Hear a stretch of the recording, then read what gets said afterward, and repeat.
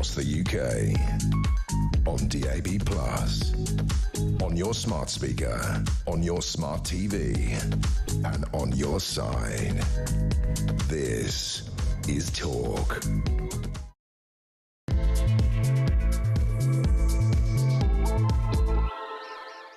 Very good morning. Welcome to the show. It's approaching 3 minutes past 10 o'clock. This is Talk. We are the home of common sense, and I'm Julia Hartley-Brewer. And it's a sunny Monday morning, a brief respite between the rain. It's an absolute pleasure to have your company. And whether you're listening on DAB+ radio or on your smart speaker, whether you're watching on YouTube or your connected device, thank you so much for your company.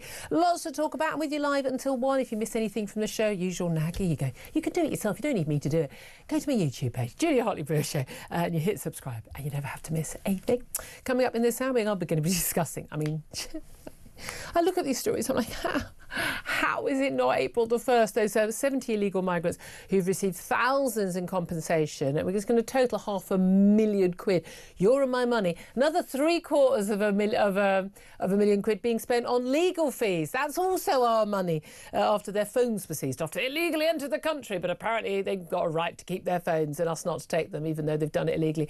I do not know what is going on, but we've got to get out of any of these mad human rights courts or conventions that think that you can't do that. We're going to be talking about that. Also, the government announcing, their latest crackdown on the tech firms to protect children from illegal content online.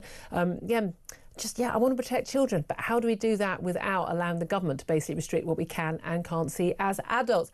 I'm not sure after the last few years I trust them to make those decisions. I don't trust the tech companies either. So what do we do? I'd love to hear your thoughts on that. Plus, the White House preparing to accept the Koran burner Hamid Kushkan as a refugee. He's got a case in court tomorrow in his appeal. And also has Labour lied about the Chagos deal? Because it looks very much like they've lied not just to MPs, not just to the press, but to Parliament about why we needed the Chagos deal. We'll be talking about that all coming up. So much more to talk about. It's a very busy news day. Smearing of journalists by the organisation that basically put Keir Starmer into the Labour leadership job. You name it, we're going to be talking about it. I do in particular want to hear from you about those 70 Channel boat migrants. They've won payouts totalling £500,000. That's just so far. There's a whole bunch more to come after their mobile phones were seized. It was a breach of their human rights, wasn't it? Because you're allowed to break into the country and then just, not have any duty of care to sort of provide information about how you managed to do it. What's your reaction to this? And do try and keep it clean. I don't know how you're going to, because I'm struggling right now. Give us a call on 0344 499 1000. Text the word TALK in your message to 87222. Get in touch with us on X at talkTV. Calls, of course, are charged at the national rate, and text cost £1, standard network rate message. Delighted to say, now regular on a Monday morning, can't keep him away, Conservative commentator Benedict Spence. Hello. A very good morning to you. I liked in the intro to the show, it says that foes flee from you. Particularly impressive. I'm just sat here going, well, You're you not can't a move foe. me. Friend of the show. I've just been super glued to the seat. That's all. I desperately wish I could run. People think that our guests just leave. No, honestly, all the guests on my show, we chain them in and they just have to sit quietly while other shows go on for the rest of the week. You've got to have rules. But we we bring you tea occasionally. Occasionally, when you remember, yeah. Yeah, go over yourself. They're so demanding, these people. Anyway, we have to have a laugh because everything else is so unbelievably stupid. As I just said to Mark Dolan, I like to think every time there's a story about Channel migrants, some another story, you think this is the wake up call, everybody. Yeah. Apparently, rape, sexual assault, 12, 14-year-old girls. Apparently, no, that's not quite enough for the do-gooders and the so-called progressive left. No, they still want to have open borders. The absolute, blatant criminality that we are seeing from far too high a percentage. I'm not saying they're all doing it. Other than that, of course, they've all broken the law because they're in the country illegally anyway. The ridiculous amounts of compensation people are getting, these ridiculous claims to a right to a family life, even, for someone who's a paedophile, for goodness sake. But, his kids only get to see him under supervision because he's a danger to them. But, yeah, he's got a right to stay here.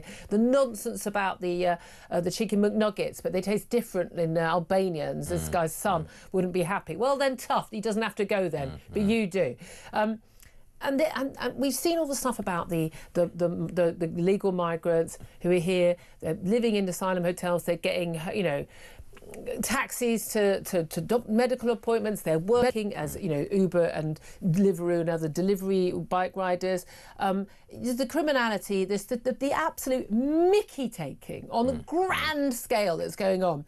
But now, more than 70 of them who had their mobile phones seized. This was between April and November 2020, in a specific period when it was a blanket, like they took the phones, pressured them to give them their passcodes so that they could... of course, they wouldn't want to give their date of birth, would they? Because it would reveal that they weren't 14, they were in fact 46.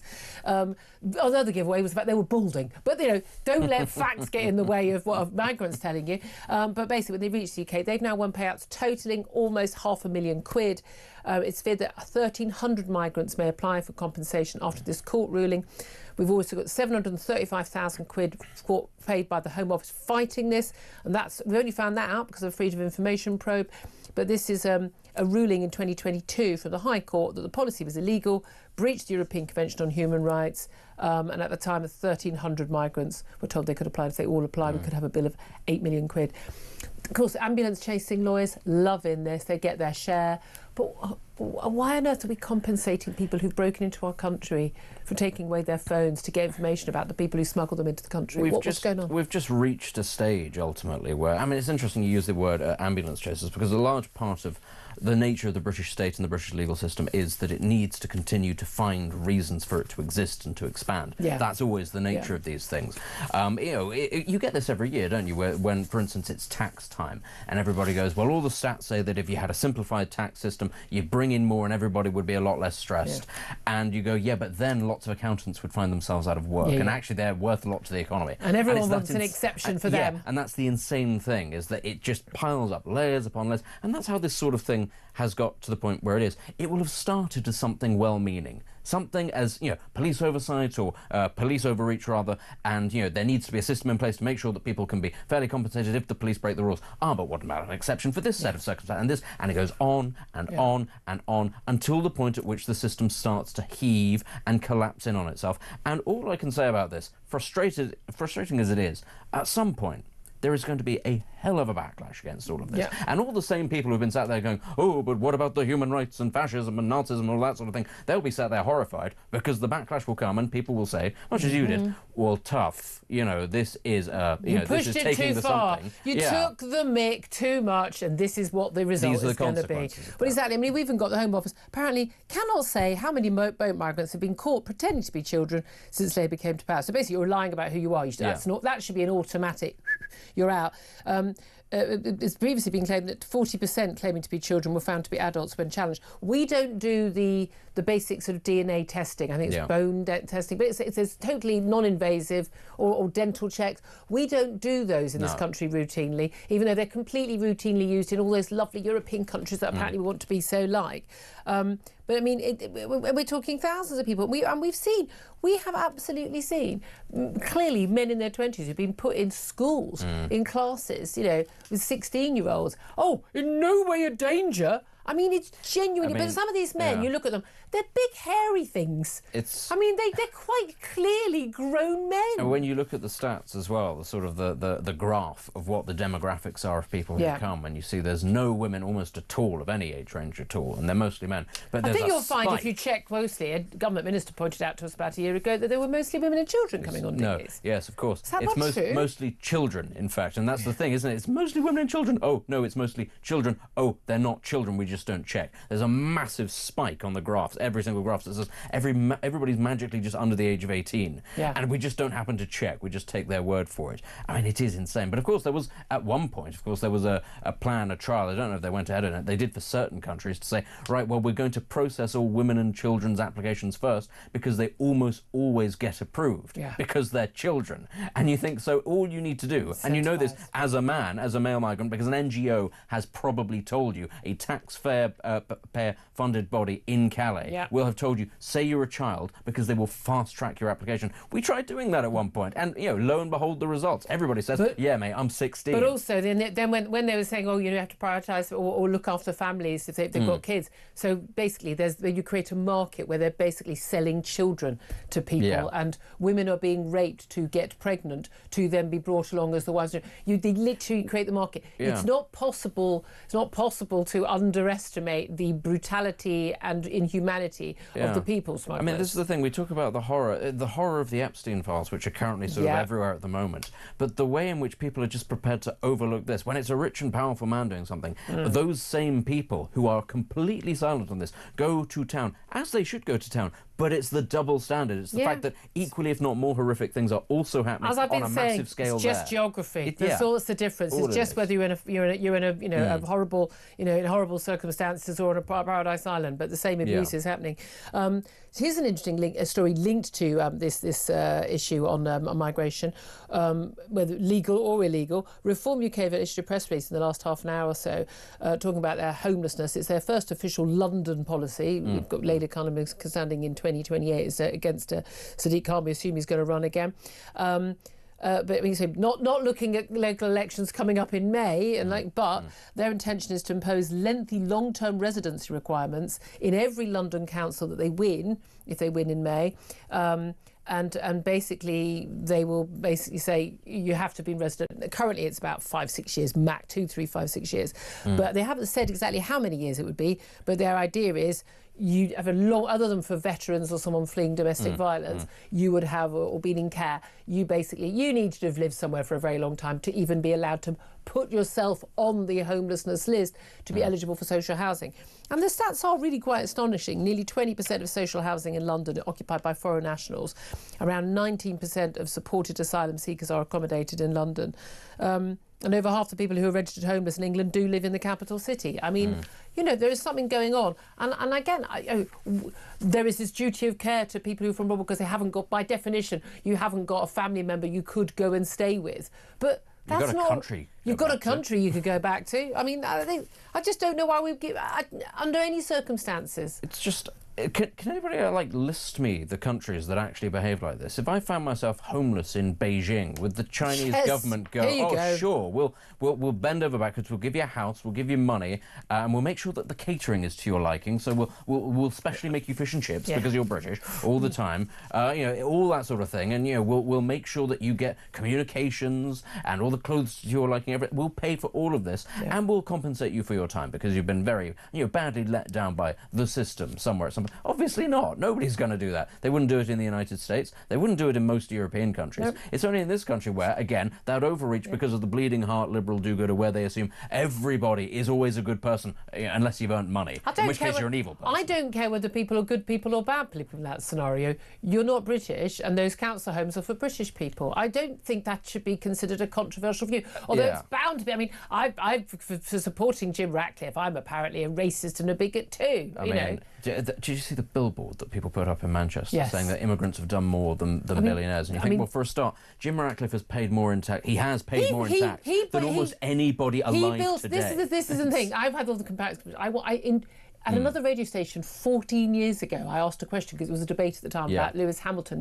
Can he be considered a great British sporting hero if he lives in Monaco as a tax exile? They go, oh, well, this is evidence. He's black, Ratcliffe's white. Obviously, you have different rules for black and white. It's like, he basically left Britain the moment he started earning money. He went to Switzerland and then Monaco. He does pay tax here on some of his earnings here, but only because he can't get out of those. That's just something he has to do. But he's moved everything else abroad, as he's entitled to do. But the question was, are you a great British sporting hero if you're not actually contributing here or living here? Ratcliffe started a business here, huge amounts of tax here. He left this country at the age of 68.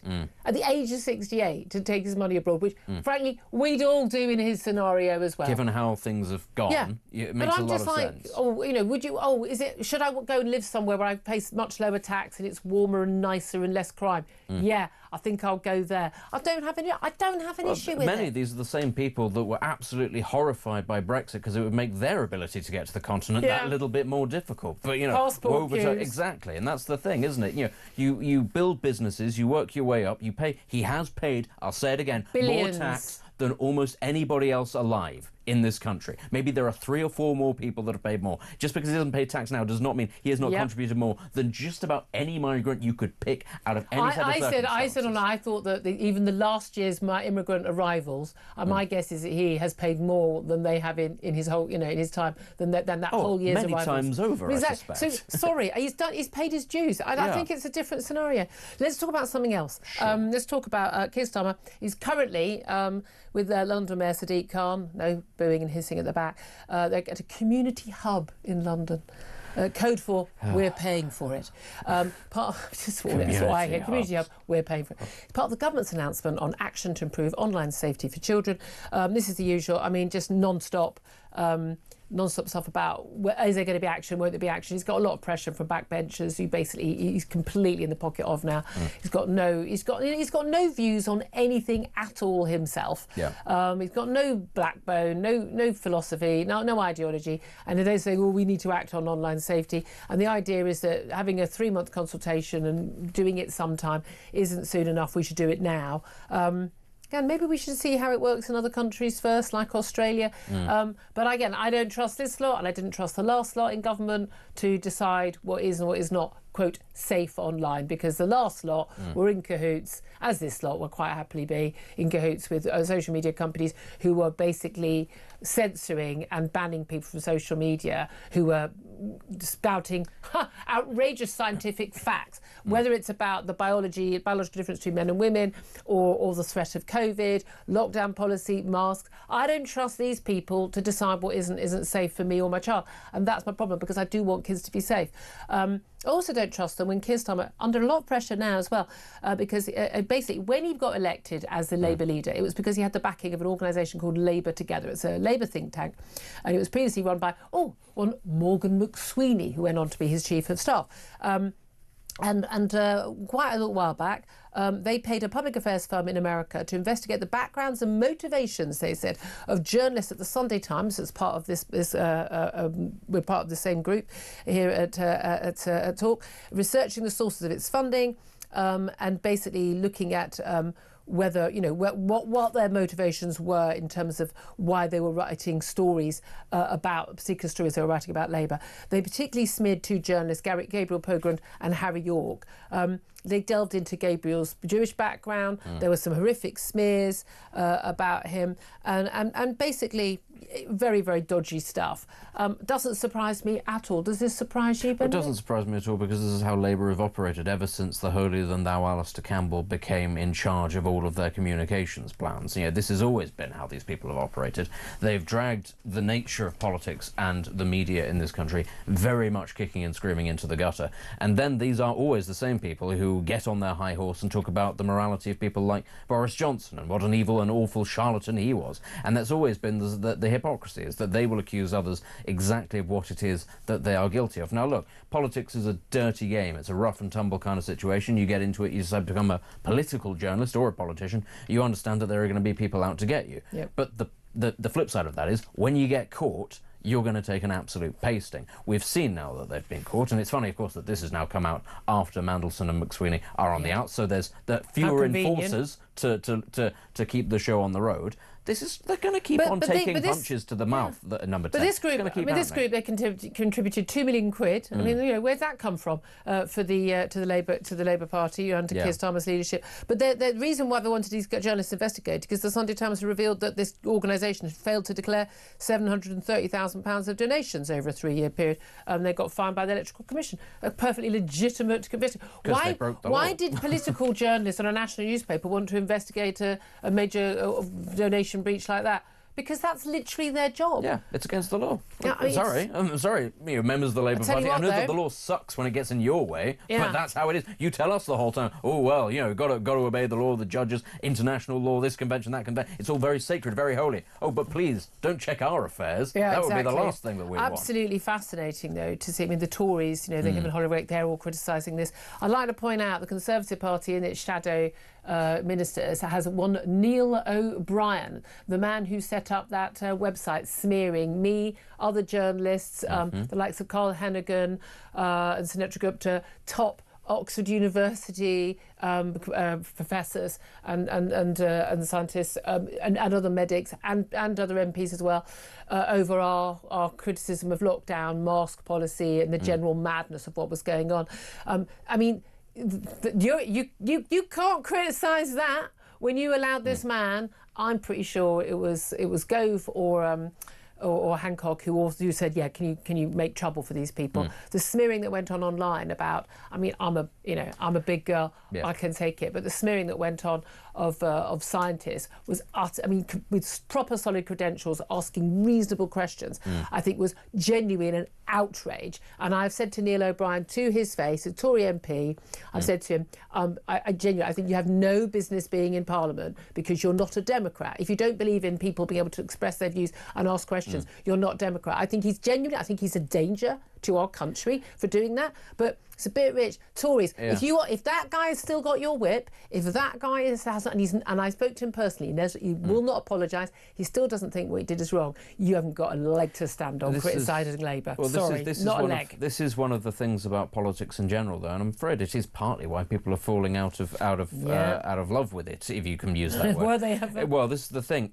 Parliament is full of people who seem to think that politics is like, the thick of it. And they all seem to think that they're very clever. And they seem to think that nobody can spot what they're doing. And it's whenever you see the briefings coming out of Number 10 on either side, or this department or that, and when it all goes on, they must think that we're morons. But they do. They absolutely think we're morons. But we're all sat there going, you people shouldn't be anywhere near here, and it's only because of the decaying nature of the parties and how you rise in that parties that you've got to where you are. And that is why we now have not just two insurgent parties, one on the left, one on the right, that are taking their lunch. That's why this has happened. It's that sort of behaviour. Absolutely. Again, by the way, I feel we're going to be let down by them as well. I genuinely do. That's my... Reform have no experience and are already bickering with each other, and the Greens are lunatics. Of course we're going to be let down by them. They're dangerous lunatics. No, but I mean, is there such a thing as a safe lunatic? I've got an issue with people being experienced, because we had the experienced people in for a long time, and didn't they do a good job? Not.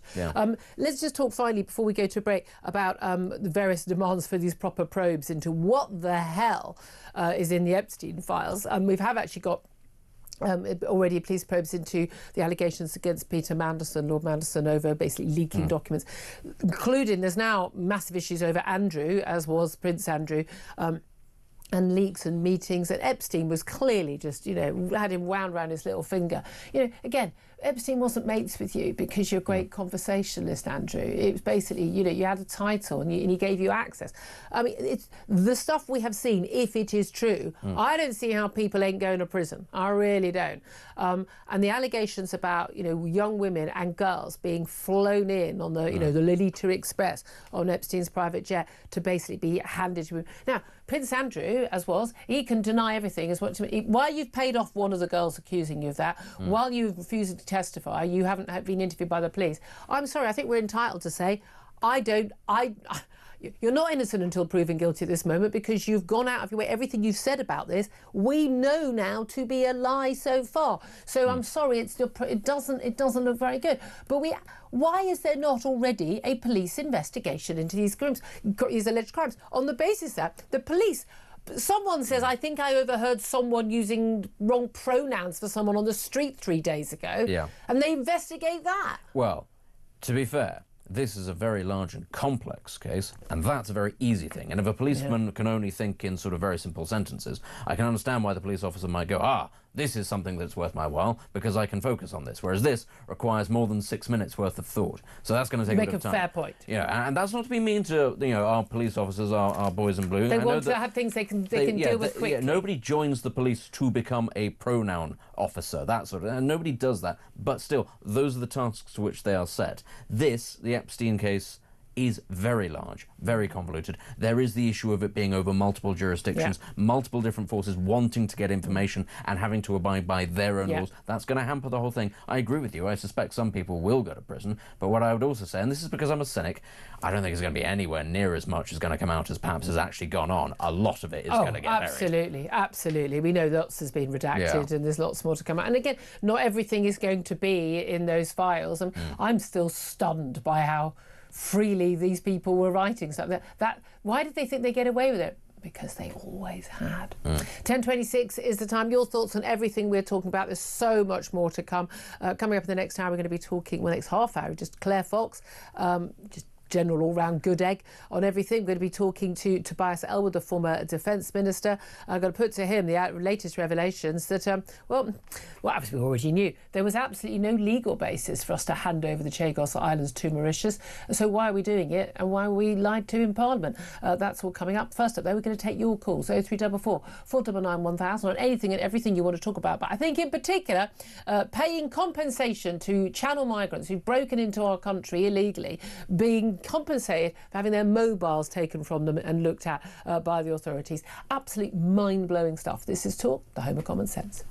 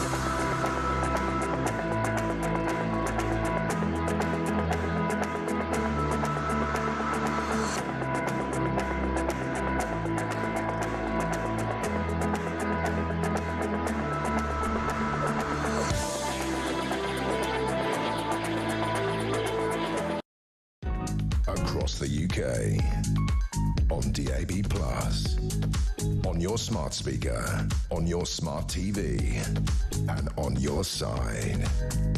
This is Talk.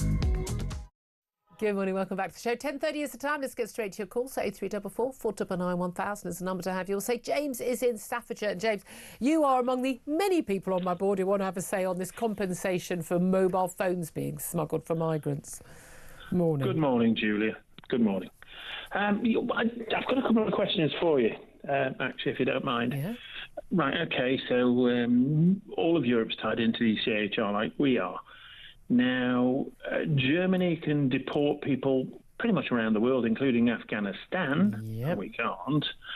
And then the other thing is that Denmark has a system that any asylum seeker or illegal economic migrant who comes into the country with any wealth of any sort, either gold, silver... They confiscate it. Although they don't. Yeah. I understand they actually don't. That's one of those things on paper they don't actually do. Well, I think there's been 3 or 4 that they have done, but I mean, the theory and the principle is there. Yeah. Now, if I got arrested by the police, and I used to work for the police, I would have my mobile phone taken off me. And lastly, there are exemptions in the Human Rights Act for national security. Exactly. So why on earth? But that's the same reason, like why can't we deport people Again, the Article 8 or whatever it is, it's quite clearly states, there's one paragraph saying your right to privacy in a family life, and the other one absolutely, the next paragraph absolutely gives all the exemptions, which would make it not even under question that you could deport people who committed crimes or breaking into the country illegally. It's properly insane. But we know we have activist lawyers, activist judges, activist courts. They are part of the problem. Yeah, I mean, that animal, that Afghan, over the 12-year-old girl. Don't even, yeah. I'm slightly mystified as to why we don't send him back to Afghanistan and go, well, rather than the £120,000 it'll take us to keep him for God knows how long, we'll pay Afghanistan 10% of that, and I'm sure they'd be pretty happy at being paid 12 grand to look after that. Except the people who rule Afghanistan now don't have an issue with 12-year-old girls being raped. That's the only problem. No, I was just thinking they'd probably do it for the money. Oh, yeah, there is that, yeah. Except I said we'd quite like him to be punished in the way that, let's face it, we would consider, let's go with natural justice. But there we are. James, thank you. I can feel the sort of, the weary sigh in your voice of what the hell is going on. Herbie is in Harrow. Hello, Herbie. What do you make of it all? Good morning, Julie. What do I make of it all? Absolute damn madness. What other mad scheme we're going to come up with next? I know. For God's sake, to take...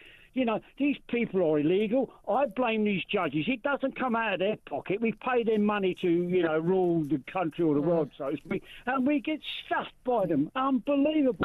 It's absolute sheer madness. Well, my view is we pay judges to enforce the law. I don't know why the Home Office, this was under the Tories, is that they didn't actually make sure it was within the law. But again, it seems to me that...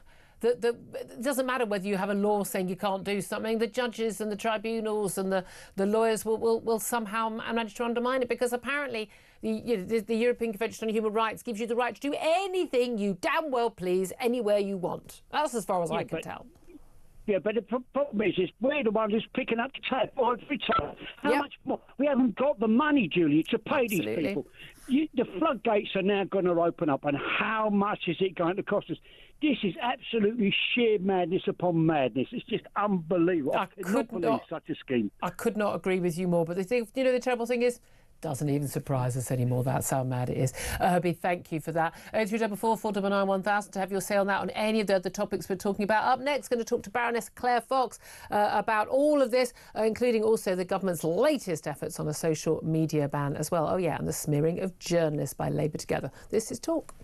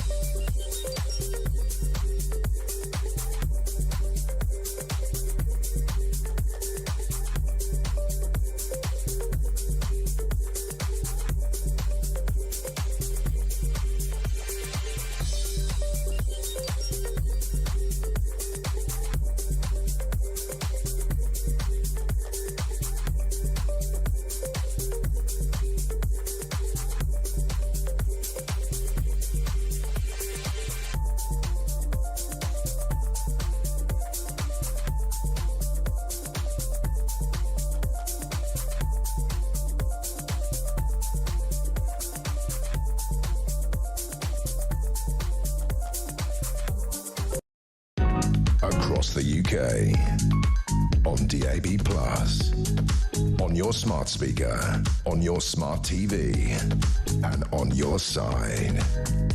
This is Talk. Good morning. This is indeed Talk, the home of common sense for me, Julia Hartley-Brewer. Benedict Spencer with me as well. I'm delighted to be joined by Baroness Claire Fox. She's an independent peer and the director of the Academy of Ideas. Good morning to you.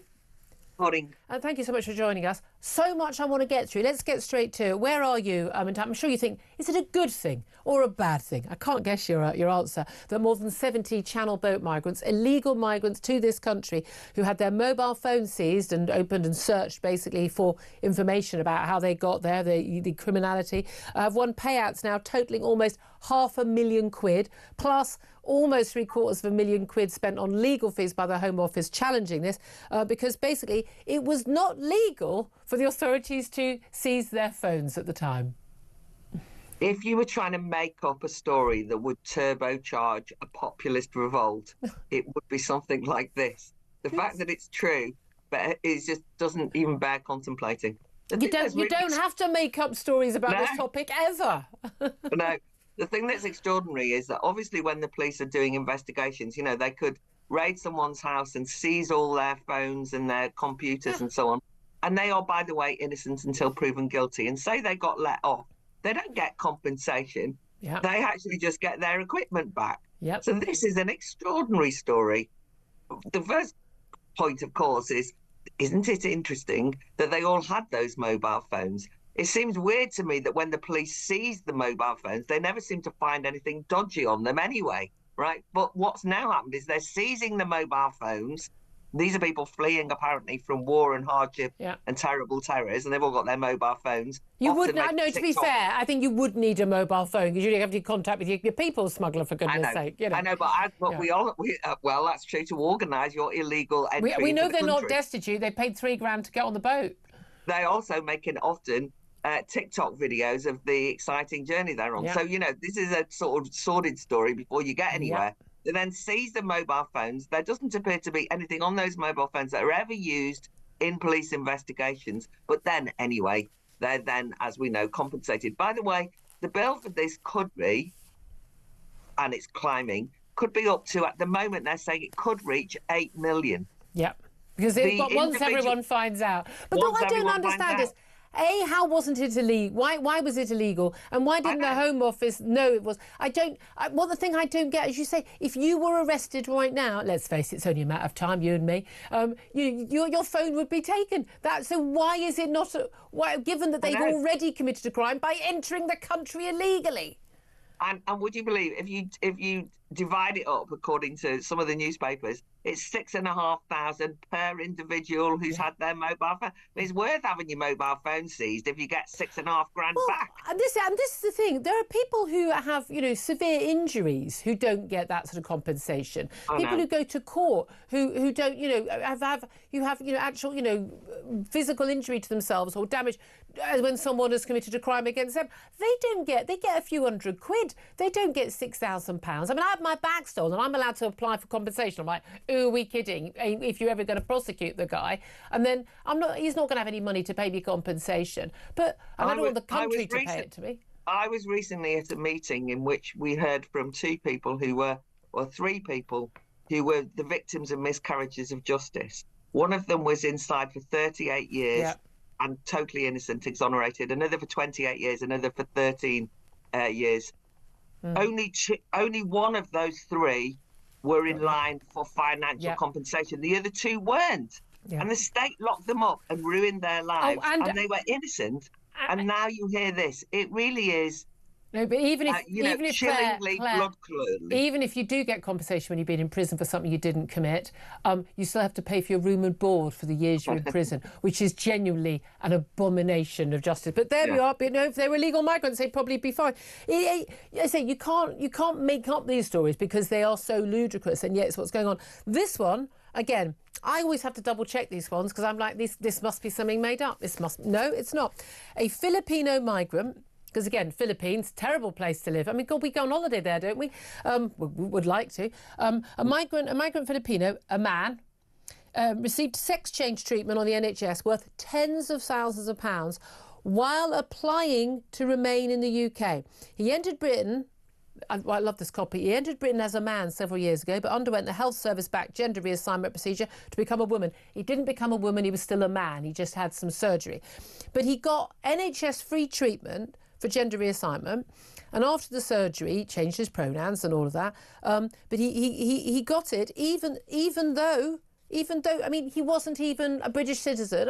He didn't have the right to stay in the UK. I literally don't understand on what basis he's eligible for this treatment. And I don't understand particularly why people are waiting. You know, I've got a couple of relatives who just have to pay, you know, £10,000 plus, you know, for hip operations and knee operations, having contributed all their lives in taxes.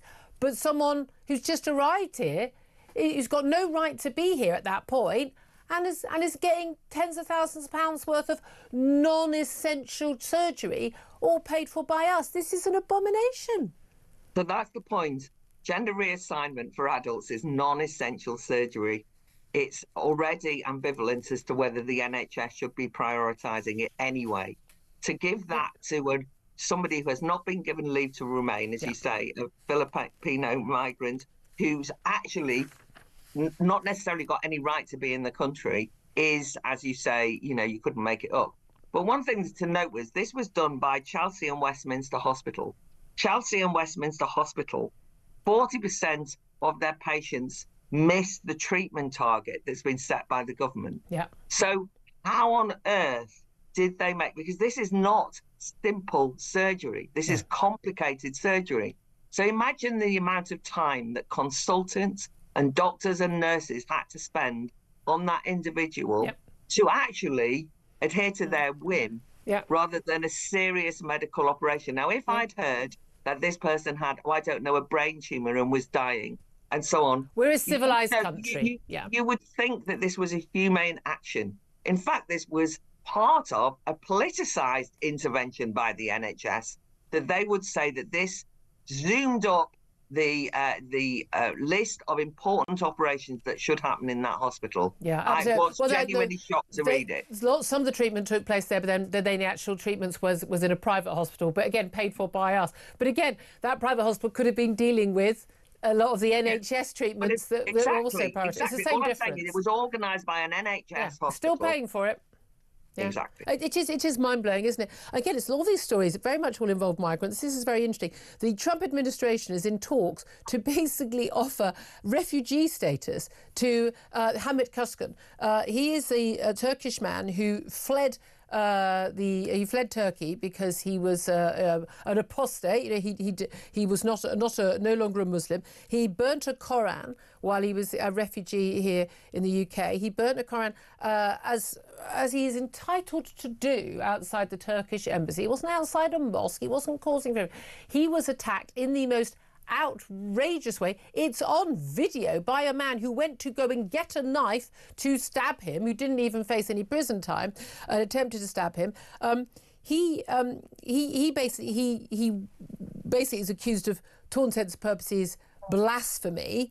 We've got the CPS contesting decision that court hearing in the High Court tomorrow, basically for him to basically. It's complicated. He was able to overturn his conviction for a religiously aggravated public order offence after he burnt the Koran outside the Turkish embassy. The CPS is using our resources to challenge that in the High Court tomorrow. And basically, if he loses that case and therefore effectively will have been found to have been guilty of committing a blasphemous crime, even though of course we don't have that law in this country, the Americans have said, we will take you as a refugee from Britain. I mean, this is a source of national disgrace, is it not? Yeah. I mean, obviously it's a stunt by the US, by the United States, but, you can't blame them for playing that stunt and making the point once more that there's a free speech problem in the UK, because there is. And I think it is genuinely a shocking story that, first of all, the CPS ever charged him for this. Now, I'd just like to point out that burning a Koran is not the way I would conduct politics. I'm with you. Particularly aggravating, but it is not illegal. But anyway, the CPS chose to charge him.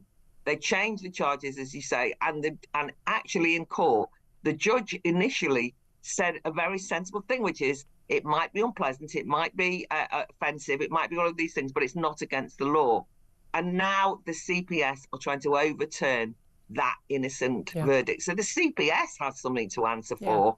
And genuinely, it's shocking that the man who stabbed him, viciously stabbed him on camera, doing this on camera. So we were all able to witness it. did not get sent to prison. Yeah. So when people feel that there's a two-tier justice system, they've got a point. And it's possibly the case that he will now be found guilty. But why are the CPS, this is the Crown Prosecution Service, why are they pursuing this in a vindictive way when actually they seem to be trying to get a blasphemy law on the by books? the back door. The Prime Minister was asked about this, wasn't he, by a backbench MP a little while back in PMQs, and he didn't say categorically we will not have a blasphemy law in this country. Well, we all know it's only going to be a blasphemy law for one religion. Even in the first court case, which exactly. Well, it's at the same, the judge actually said that one of the arguments for arguing why he'd committed a crime was because it had provoked an aggressive attack from someone. So somehow the man coming out of the Turkish embassy with a knife to stab him was proof that he had committed a crime by provoking the man with the knife. That is a genuinely terrifying thing for a judge to have said, not a prosecutor, a judge.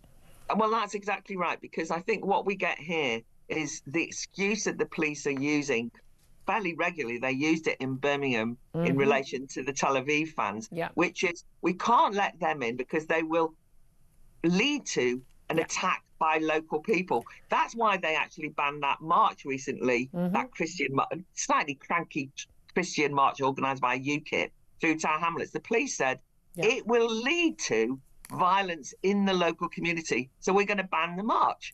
So in this instance, we have a situation in which somebody is said to do something provocative, and because they could then aggravate someone to be violent and stab them, they are the criminal. And this is happening at the very same time that this government is going to bring in hostility to Muslims, to Islam guidance. You just know that this is going to create this atmosphere of you can't say that. Absolutely. You can't actually provoke anyone if they happen to be a Muslim. Not something, by the way, that most Muslims want. Yeah, exactly. Can I just I want to get you just really, really briefly, because I'm way over time, but this story about the Labour Together, the think tank, which basically was led by Morgan McSweeney, the former Chief of Staff until last weekend of the Prime Minister, that they had basically tried to hired an American company to smear two Sunday Times journalists and look into their background. The smears, involved, the fact that one of the journalists was Jewish, etc. Even though what they'd done was simply write a story exposing Labour Together for not declaring all of their donations. What do you make of that? Just very briefly. Very dirty tricks here.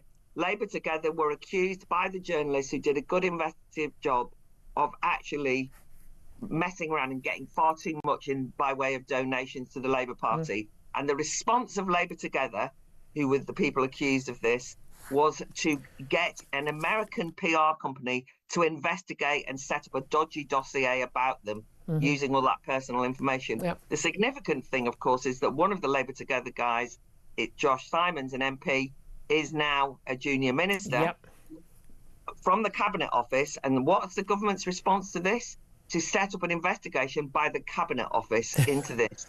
It should be said that when they got this dossier, Josh Simons, who's quite a good bloke, actually, nice young Labour MP, he said, they went too far in their investigations. Why did they actually pay them in the first place? But secondly, if they went too far, he shared it with cabinet ministers and around the Labour Party, and none of them whistle-blew this. None of them said it was disgusting. It's only now that it's come out that they've all started. Exactly. We're going to have to leave it there. Thank you so much. Covered so much ground there. Baroness Claire Fox. It's just coming up to 10:50. Up next, going to talk about defence spending and the Chagos silence. Were we lied to? Yes, of course we were. We'll talk to Tobias Elwood up next. This is Talk.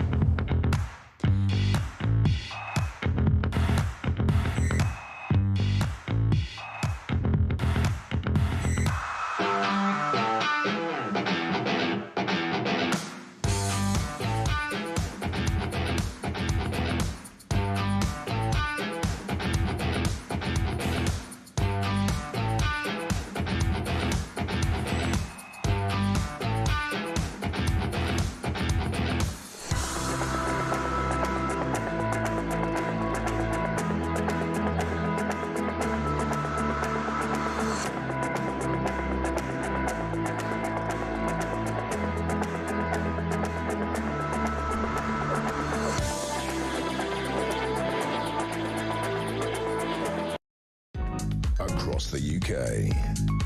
On DAB+, on your smart speaker, on your smart TV, and on your side. This is Talk. Good morning, this is Talk, the home of common sense. 10:52 is the time. Let's go straight to our next guest. Let's talk, about our defences and indeed Chagos Islands as well, as much as a former part of our defence. Tobias Ellwood joins us, former Conservative MP, of course, now former Defence and Foreign Minister, of course. Very good morning to you, Tobias.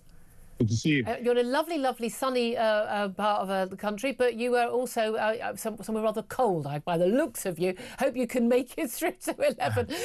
Let's talk about defence spending, because we've had the Munich Security Conference, and I know you were attending that, and lots of talk about our need for Europe to kind of step up and look after our defence. The Prime Minister has said he's looking at increasing our defence spending. He's in some comments this morning. Do you think that we are going to actually see a ramping up of our defence spending? Well, goodness me, how many times have you and I Yes. talked about, the growing threats that we face, the need to invest more in our defence, the fact that our world's becoming more dangerous, and the defence budget hasn't really changed.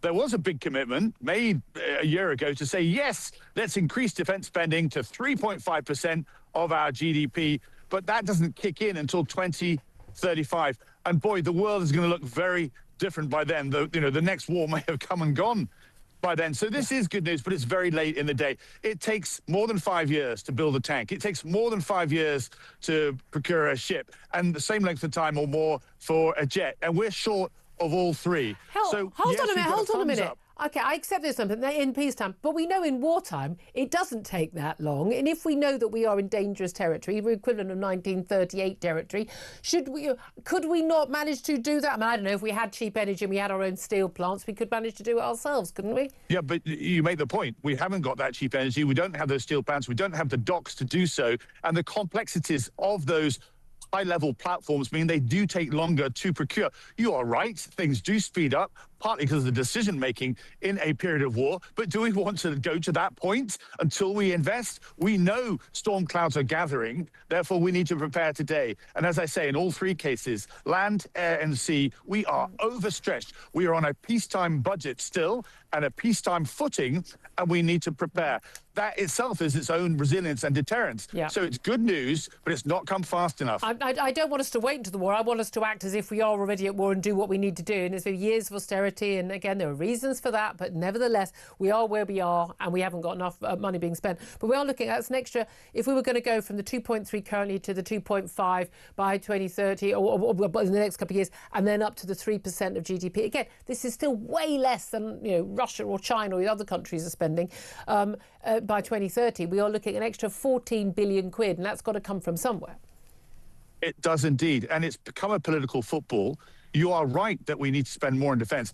I think you and I know the details because we bothered to look at it and we understand it. If those details were shared by governments with the British people, there'd be more incentive to say, yes, I see why we need to spend more on defence, let's do it. But the reason why is that, understandably, the world does feel more dangerous, but life continues on here. Yeah. The war seems a long way away. We don't need to spend it. Let's focus on education, on schooling and so forth. Yeah. That's understood. But those times have changed. War is coming our way. And as I say, a frank conversation with the British people, we could indeed get a green light for that defence spending increase. Well, I would like to see Labour and Conservative show some maturity, come together to say, let's take this away from being a political football. Absolutely. Let's say, for example, increase income tax by 1%. I think that's the size of the cost of a cappuccino a day. That would be what it would cost all of us to make sure we are better prepared. This is 1937 again for what's actually coming over the hill. Yeah, no, exactly. I do think they should come together. But by the way, we've got a Green Party on the rise right now. I think we should even leave NATO. Wouldn't it be better for us to defend ourselves if we didn't hand over one of our strategic bases, Diego Garcia and the Chagos Islands, to effectively the control of the Mauritians, who've got no legal claim to it? And have we or have we not been lied to? Robert Midgley, who's been looking into this, he's a journalist, he's pointed out, and Daniel Hannon is someone who's campaigned on this issue as well, that we have been lied to, both in the media but also in Parliament, that we were told there was a legal threat that we wouldn't be able to carry on operating the Diego Garcia base unless we handed over to Mauritius the actual islands of the Chagos Islands and then leased them back. This is apparently completely and utterly untrue. And in written answers, freedom of information answers and ministerial questions, Labour ministers, they claimed the base was under threat from what's called ITLOS. And this is the UN Convention of the Law of the Sea. The International Tribunal for the Law of the Sea. But under Article 298 of the UN Convention on the Law of the Sea, they can claim a military exemption. So it is simply not true that that base was under threat. It is simply not true. They told the American public this. They told the British public this. They told the British Parliament this. This is a lie, and we have no reason to hand over the Chagos Islands. What do you say to that? Well, there's an awful lot of detail. This has become a political We've only got a minute. I'm so sorry. All right. Well, Donald Trump has seen the details, and he recognises that this is a difficult situation. It's the best deal that can be there. We're going halves on this base, by the way, with the Americans. They pay $100 million a year. Doesn't matter. We don't need to give it away. There's no reason. There's no legal reason for those islands to go to Chagos. We're not going to do it in a minute. We gained the island in the first place. The legal basis for that doesn't exist. So why are we doing it at all? You've always defended it. I don't understand why. We don't. It's not. We may have got a good deal for the deal. We didn't need to do a deal. They're ours. Full stop. Go away. That's the answer. Because how we got them. That's the big question. We went to Mauritius after the Napoleonic Wars, took what France had and said it's our own. We then looked at the map. Yeah. Well, let me finish. We looked at the map and saw, there's some islands there as well. And they were the Chagos Islands, including Diego Garcia. It wasn't until the 1960s that we then split them apart and said Mauritius and Diego Garcia are separated. That's the legal issue that's run into the international courts. It's a recommendation from a court. No, I know, but there's no legal requirement for us whatsoever to hand over that base or hand over the Chagos Islands at all. There is no legal basis for it. So why are we doing it? Because then let's test that with the Americans. But you've got Donald Trump saying this is the deal that we've ended up with. They've been sat next to us working this deal out from the very, very start. So if there is a better deal to be had, by all means, let's pursue it. The deal is they're ours. Sod off, Mauritius ain't going to happen. That's the answer. Tobias, I'm so sorry it's so short. Go and get somewhere warm. Former Defence and Foreign Minister. I promise we'll have more time next time. I promise you. Also promise to get Benedict Spence to give his tuppence for us on this. I know you always want to talk about these international affairs. Lots more to talk about, including other things going on the seas, and that's the migrants arriving, having their mobile phones taken, and then getting £6,000 each compensation for having them taken away. This is Talk, the Home of Common Sense.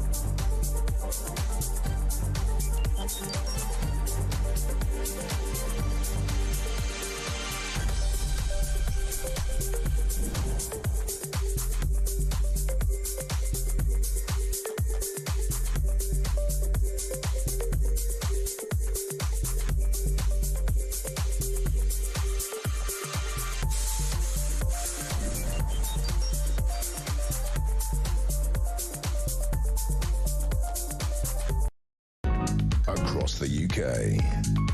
On DAB+, on your smart speaker, on your smart TV, and on your side. This is Talk.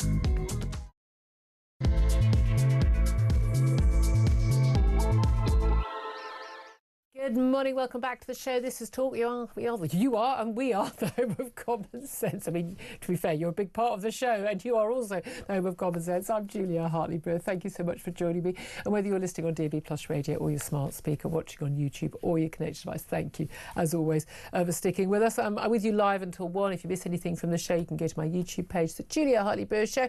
Hit subscribe. You never have to miss a thing. Coming up in this hour, we're going to be discussing more about those more than 70 illegal migrants who received compensation, 6,000 on average, 6,000 quid for having their phone seized. If you get your phone stolen, you don't get your £6,000 compensation. How do you get it if someone's seized? I literally can't understand for the life of me why any court thinks someone arriving in the country illegally, clearly using their mobile phone as part of committing the crime, because that's contact with the people smuggler, etc. I do not understand on what basis they can possibly claim it was wrong to seize their phones, but they're insane and they are basically part of the problem. So I don't think we should be surprised. Also going to be talking about the government announcing this crackdown on tech firms to protect, they say, children from illegal content online. I think we all want children protected from illegal content online. Very concerned about children on sort of sitting doom scrolling on social media for hours and hours and hours on end. But I don't trust the tech companies, and I don't trust the governments either to do this in a way that will actually keep our kids safe. Whenever government now, ever since 2020, has told me let's try and be safe, I'm like, yeah. Safe or controlled? Which is it? Anyway, also going to be talking about Hamid Koshkan, the Quran burner, and if he loses his case tomorrow as the CPS challenge in the High Court, his basically ability to, he overturned his conviction after he burnt a Quran. If he loses that, the White House apparently is prepared to basically offer him refugee status. Imagine people getting refugee status from the UK because they haven't got freedom of expression here. Absolutely shocking. Loads more to come. Loads more to talk about, and it's all frankly utterly maddening. It really is. Benedict Spence is joining me throughout the show for a chat on all the big topics. Conservative commentator. Good morning to you. Didn't get a chance. We were so busy with topics in the last half hour. When we have a guest on, I was saying I want to get as many things in, and we didn't get a chance to get to you on a couple of those, so we'll come to those in a few moments. Lots more coming from you as well. Do get on the phone, 0344 499 1000, in particular about these boat migrants getting compensation for having their phones seized, but anything else you want to talk about, the Chagos Islands, Keir Starmer's smearing of journalists, whatever you want to talk about, get in touch. As I say, 0344 499 1000 is the number. You can text the word talk and your message to 87222. Get in touch with us on X at talkTV. Calls are charged at the national rate, and text costs £1, standard network rate message. But you knew that bit already.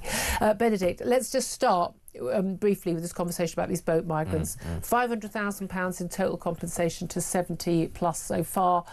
Could end up being many more. Yeah. It's over a period of about 6 months when a load of people came in, they had their phones stolen, and at that time it wasn't legal, apparently, to take their phones. I don't understand why, because if you're arrested in this country, please take your sodding phone off you. Honestly, it's insane that we are paying that much, even if you were going to compensate somebody for having quid. their... What's actually the damage? Yeah, who decides? Yeah, this is how much it's worth. Has it cost them money-making opportunities whilst they didn't have their phone? They might have missed some delivery who knows? orders. Yeah, the handler's saying, listen, you need to be in this place by this time to start working in the black economy, where nothing is scrutinised anyway, and maybe a judge is out there going, oh, well, yeah, that's cost them. Couldn't get my car washed. Yeah, exactly.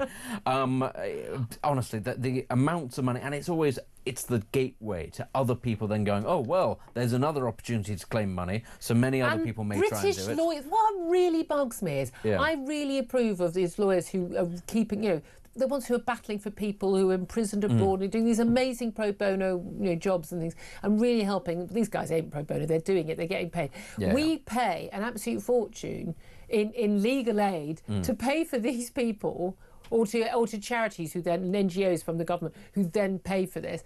for these people to then sue this country. I'm sorry. It's the mission creep of the so-called human rights lawyer, which there's no such thing as a human rights lawyer because all law pertains to human rights, and it's simply a way of going, look at me, aren't I special, aren't I clever, I work at a very high-profile chambers, and I get to do that sort of thing that, to be, you say it's a good thing, but I do often wonder, actually, what is the point of this? There are some cases when did Britain's legal system become the world's sort of legal system? But I don't understand why you wanted to be a lawyer and you wanted to help people, and you wanted to help people who've got slum landlords, and you're going to, there are people who've been in prison on falsity, and you're going to fight for them. All credit. We love these people. You're doing a great job. If you're a lawyer and you're thinking, I'm going to use my time to get some horrible illegal migrant who's come to this country, broken into this country, paid a people smuggler as part of that whole organised criminal gang network. If you're a customer of that, same as if you're buying cocaine, you're part of the drugs organised criminal network. They don't exist without you buying them, and then they come here,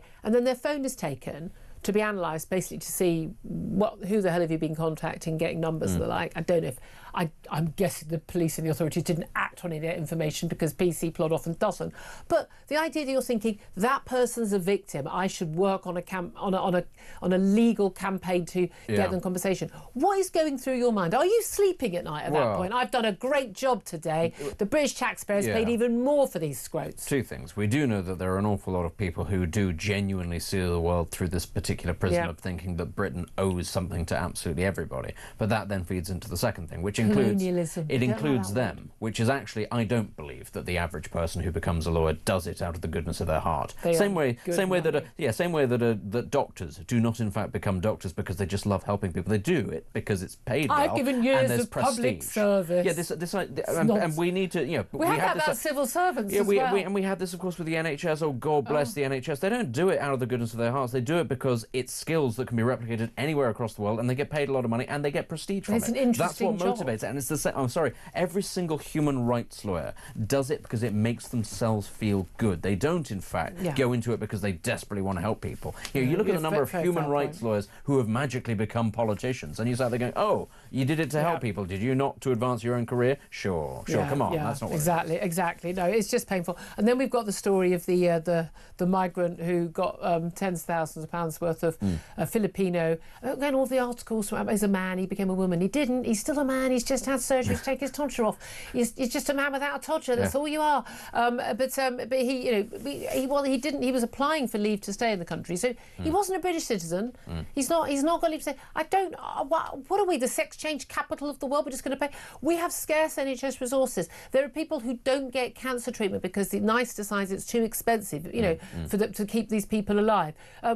People who are desperately fighting infertility and can't get IVF on the NHS. But no, let's let some foreign bloke wander into the country and then we'll spend tens of thousands of pounds on him having sex change surgery. This isn't, it's not just insane, it's not just bad value for money, it's immoral. It's immoral. Yeah, every penny that goes on this sort of thing, or on puberty blockers for children, all this sort of thing, is money that could have gone towards saving somebody dying from something that they had no say over, and could have changed not just that person's life, so many other people's lives. Spend that money on more regular mammograms or tests for prostate cancer. Or that sort of thing. Yeah, because to be honest, even though you've had your todger cut off, you're going to need that down the line. No, sorry guys. No, he's a woman now. Yes, okay, ma'am, you have very developed prostate cancer. That's unfortunate, and we can't afford to treat it because we spent all the money having your reassignment surgery or whatever we call it. Yeah, honestly, this is money that it goes to no benefit at all, because very often what they say is, of course, well, it is important because of my mental health. It doesn't solve the mental health problems. No, it only exacerbates them. I'm really not sure that I think that we should be giving surgery to anybody, even British people. Yeah, I'm really, certainly not under 18s. Listen, if you want to pay for it yourself, if you want to pay to have your anatomy if you want to mutilate your own body, if you can find a doctor to do it, you're over 18. Fill your boots. Yeah, but good luck finding a job that pays that well in this country these days. Yeah, I don't know. Fill your boots with your own ex-todger. Whatever you want to do, I don't care. But I don't see. I really don't see why I should be paying for any of this stuff. I'm sorry. Again, when no one is dying from preventable diseases, when everyone can get the treatments they need, then we'll do some of those optional things. Yeah. But otherwise, no. Let's talk about the social media ban. I don't think a week goes by when I don't have this on my news list. The Prime Minister out and about today. By the way, he didn't know anything about those allegations that Labour Together, the think tank that put £2 million towards his party, but also basically was led by his former Chief of Staff Morgan McSweeney, who was who now had to go.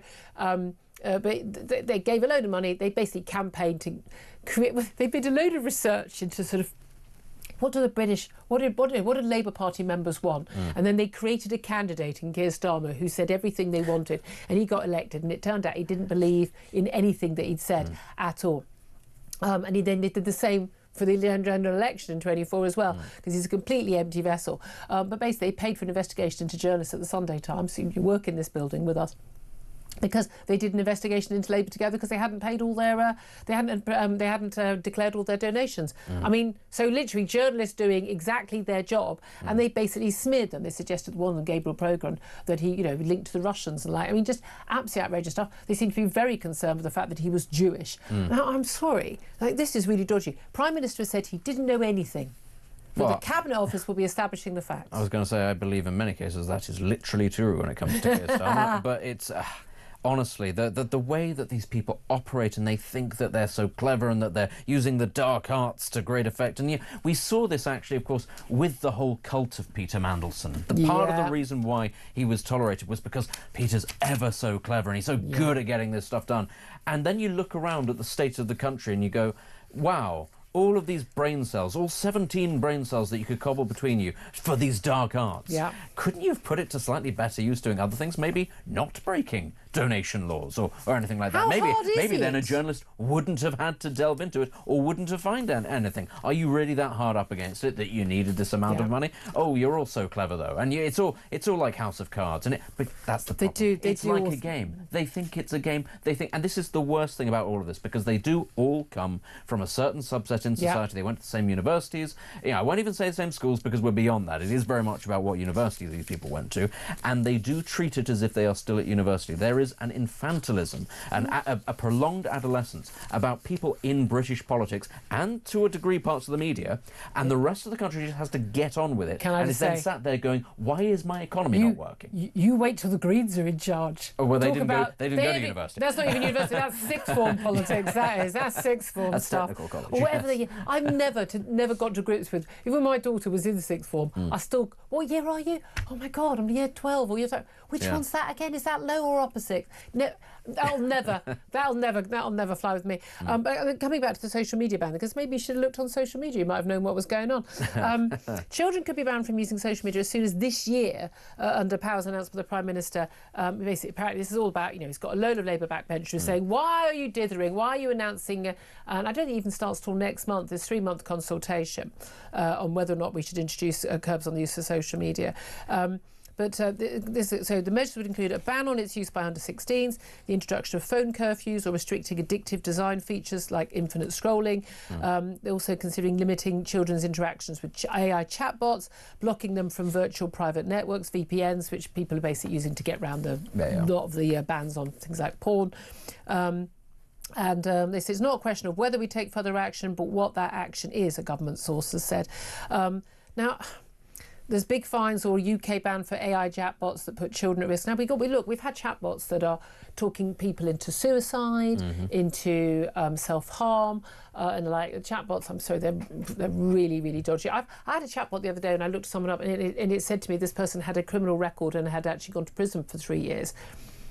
I then tell me more about this person and their prison sentence. And they said, no, it was somebody else who went to prison. Not even someone with the same name, but someone who'd vaguely linked to that person. Now, I don't know how AI and Grok in particular. I don't know how it's so sophisticated if it gets stuff like that wrong, because that's just like a look through the facts. And I use it quite a lot now to check things quickly, but I tend to double check everything because I just can't trust it. But we know I think we do. I think we know that kids of anyone of any age, but certainly under 16s, we know their brains are still developing. We know that time spent looking at their phone, scrolling through, stupid videos on YouTube, if people doing pranks, goodness knows what, getting likes, girls for basically, you know, showing them this amazing way that women can show both their bums and their breasts at the same time. I mean, all credit to them and the contortions they can do, but they do manage it. Boys, you know, playing video games and stuff. Yeah, yes. I don't know, but the stuff they're doing online is unhealthy. Every moment they spend online is a moment they're not spending face-to-face with another human being, reading their signals, being social, playing sport, but playing cards and having a laugh. I'd rather, again, I've always said, I'd rather they were in the pub getting drunk and having a laugh. That's more normal behaviour. There's something that needs to be done. Is the answer getting the social media companies to do something about it? Is it the parents? Is it the government? Is it all three? What do you think? I am going to play devil's advocate very slightly here, because whilst I take your point on the dangers of exposing children whilst their brains are still developing to this sort of stuff, is it not equally as dangerous? I think it is, that we also expose people in later life as their brains decay to this sort of stuff. And I'm not, this might sound a little bit rude. We're busy doing Sudokus. I have to deal with so many people online who are in their 60s and over, who are absolutely convinced of all sorts of insane political ideas, and very often they have FBP or a European flag or something in their title or something, but you would not believe the amount of nonsense that older people fall for hook, line and sinker. And I tell you what, AI and videos and things like that and deepfakes are going to come for them so much harder than they're going to come for the kids. So if you're listening to that and you're in that demographic, it is equally as important that you go outside. I think people of all ages, but what I'm going to say is right here, if we're talking there are about rights you get at the age of 18, by the way, not the age of 16, Labour, I would say, rights you get at the age of 18 as an adult, which are different from those that you have that was sort of that's part of the point, is that Labour seems to think that at 16 you are smart enough to be able to vote, but you can't be trusted to see with your own lying eyes things that are on the internet. Let's be clear here. Yes, social media platforms host all sorts of things that are unseemly, untoward, in some cases illegal. So do the actual phones themselves. This is the vector by which you get it. They're not looking at it at a desktop or anything like that. They get access to these things through their phones, and it doesn't matter if you ban certain platforms. There are ways around this. I'm telling you right now, talk about potentially banning VPNs, which is something that they have floated. That is impossible. It's not going to happen. There is no... The very almost nature by definition. the very nature of a VPN makes it incredibly difficult for you to identify and to intercede this. The children are smarter than you. Adults in the room, they are better at this than you. They've been brought up on this sort of thing. If you would like to stop them accessing this sort of thing as children, take away their phones. You have the power to do... And no, I'm sorry. People are now going to say, oh, you don't know how difficult it is raising a kid. I'm sorry. You listening at home, managed without a phone. You managed to go through your life. No, that's not fair. I don't care if it's not fair. There were no mobile phones until I was about late 20s. That's not the point. If you care that much, take the phone away. A, you've never been a parent, and B, you know... That's the most nonsense response. You've never been a parent. I've never been black. I've never been disabled. Does that mean I can't empathise? It's nonsense. I'm a 1950s strict parent, trust me. Luckily, we didn't have any issues over this with our child, but I certainly had, new kids that did have those issues. And again, I don't understand a parent going, my child just spends the whole time doom scrolling, or my child's looking at all these anorexia sites. I mean, at that point, take your phone away, end of, nothing to discuss. But when everyone else has got the phones and all social events are arranged through the phones and everything, then you need to talk about, again, a lot of it, I think parents need to talk to other parents. A lot of parents, they don't know what their kids are doing. Yes, they should, but they don't. And they're not being protected. Now, we're not going to protect all kids. There are going to be parents who give their kids cigarettes at 10. We're not going to protect all kids. But do we trust that the government is the body that can decide what kids can see, what can't see? I mean, certainly I don't want kids shouldn't, the moment they walk into their school, that phone goes in a locked locker or wherever it is and should not be seen again. And anyone who argues any different, I think, is properly mad. But this is the problem, though. They've already been exposed to this, which is the dopamine receptor. It's a bit like saying you can only take heroin between the hours of 6 and 8. But apart from that, you're not allowed to. That's not how it works. I don't understand a parent saying, I can't stop my kid being on their phone all evening until 2 in the morning. Yeah, you can. So you agree? Take away the phones. But lots of parents don't do that, and a lot of children are being damaged. Well, then your children will be addled. I'm sorry. It's the same as giving your children the cigarettes. The trouble is, we're going to have to deal with all these people who, by the way, totally unemployable. You do not need the government to step in on this. If you would like your children to succeed in life, really simple, take the phones away, give them the phones access You have an hour a day. Yeah, later or as they get older, from when they get to the age of about 15 or 16, fine. Because a lot of parents measure. do that with video games now. Their kids, you can play. When you've done your homework, you can have an hour of video gaming. That's all you're allowed. That's the sort of thing that many of my generation. But what about the social media companies? Again, the bosses of whom, by the way, send their kids to schools where they don't have access to phones and things like that. That's the point. They don't give them access. But they don't, because they know it's. But should it be legal? I mean, should it be legal to have algorithms? I'd say for adults as well as children, which are deliberately addictive and deliberately sending you to harmful stuff. Almost everything is addictive. This is the thing. Food is addictive. Like, all sorts of things are addictive. It's about having that ability to recognise this is bad, this is good. If you allow but the we government, have limits on gambling and alcohol. Does that mean that there are no alcoholics or gambling addicts? Of course not. No, but there are always going to be some people. But have we therefore banned those things? What happened with Prohibition? Did it mean that everybody stopped being an alcoholic? No, kids of course are going not. to still be What's happening right now with the massive clamping down on smoking? It simply means people are buying their cigarettes illegally. It doesn't stop people from doing these things. Once it's out in the world, you can't really stop it. You can't put it back in the box. It's a bit like the whole nuclear proliferation thing. Oh, well, this is dangerous technology. Not everybody should have it. Oh, it's everywhere now. You can't do that with technology. It's up to you. As a parent, you want your child to not be addicted to a phone, don't give them the phone. Really straightforward. I just think that's far too easy for people who, so your kid's the only kid in the classroom without a phone. Yeah, and my kid will be the only one that is not therefore addicted to the phone. Yeah, and but your kid will also be the later. kid who doesn't go to any parties, doesn't go to anything. No one talks to them. And that's nonsense. No, that's nonsense. No, I'm sorry. That is the reality. They are in schools today. I was the only kid that wasn't allowed Pokemon cards at school. Was like ostracised? No, it's not. It's the same. It's a phenomenon. It's a craze. It's a craze. That's what it is. It is. It is. I'm sorry. Phones are so much more dominant in our lives. Are you giving 13-year-olds phones so they can organise their own social events? Because that's basically what you're saying. I've got to be honest with you. Yes, 13. Yeah, that's more my 13. Then again, sorry, guys, your kids are going to suffer. Like that's the end. That's the end of it. And I'm sorry. Also, as AI becomes more powerful, we are going to get to a point where more and more people are going to have the same attitude as me, which is going cold turkey on this thing is the only solution. The main issue, let's face it, and we all know when we see families out and about, and actually, it's mum and dad are glued to their phones as well, as opposed to. I cannot express this strongly enough. Talk to your kids. I don't mean give them a lecture. I mean just generally talk to your kids. So if you're doing this, why do you think your kids looking at their phone? There's going to be people listening going, what, do I turn around to my 4-year-old and go, catch the game last night? What do I talk to this kid about? Yes, 4-year-olds. You talk to 4-year-olds. Absolutely, you talk to 4-year-olds. Seriously. Honestly, it's mind-blowing how few people, you see people, they genuinely... I can walk past two parents wheeling their buggy. We've got a couple of nurseries in our street. I walk past a parent, their kid is... Even at nursery, their kid has got their phone. They're watching some cartoon or something on the phone, like... So what, watching the world around you isn't interesting enough? No, because it keeps them quiet. If you always got a snack as well, because that keeps them quiet as well. Mum's on her phone or dad's on his phone. And then you get the parents who are walking along and they're going like, oh, let's look for... Can we see a... we still had a game. A butterfly. Can you see an orange car? I mean, literally we would count the cars. We'd count... I mean, we just... I'm telling you, I'll tell you right now, which one of those kids is going to do well in their exams, is going to be employable, is going to be happy and have relationships and not be a freak. And not have a mental health problem on a Monday morning. That means they can't work for life. I'm telling you right now, and we all know which kid it is. Anyway, I want to come back to Chagos. So you agree with me? I win. Nice. No. Oh, it's frustrating, but it happens. It happens. You just got to let it go. But we're going to move on to the Chagos Islands because I'm right on that too. Because I know you want to talk about Chagos. It's fascinating. I mean, I know a lot of people get very cross when we have Tobias Elwood. Like, he's been really sound on lots and lots of issues on defence.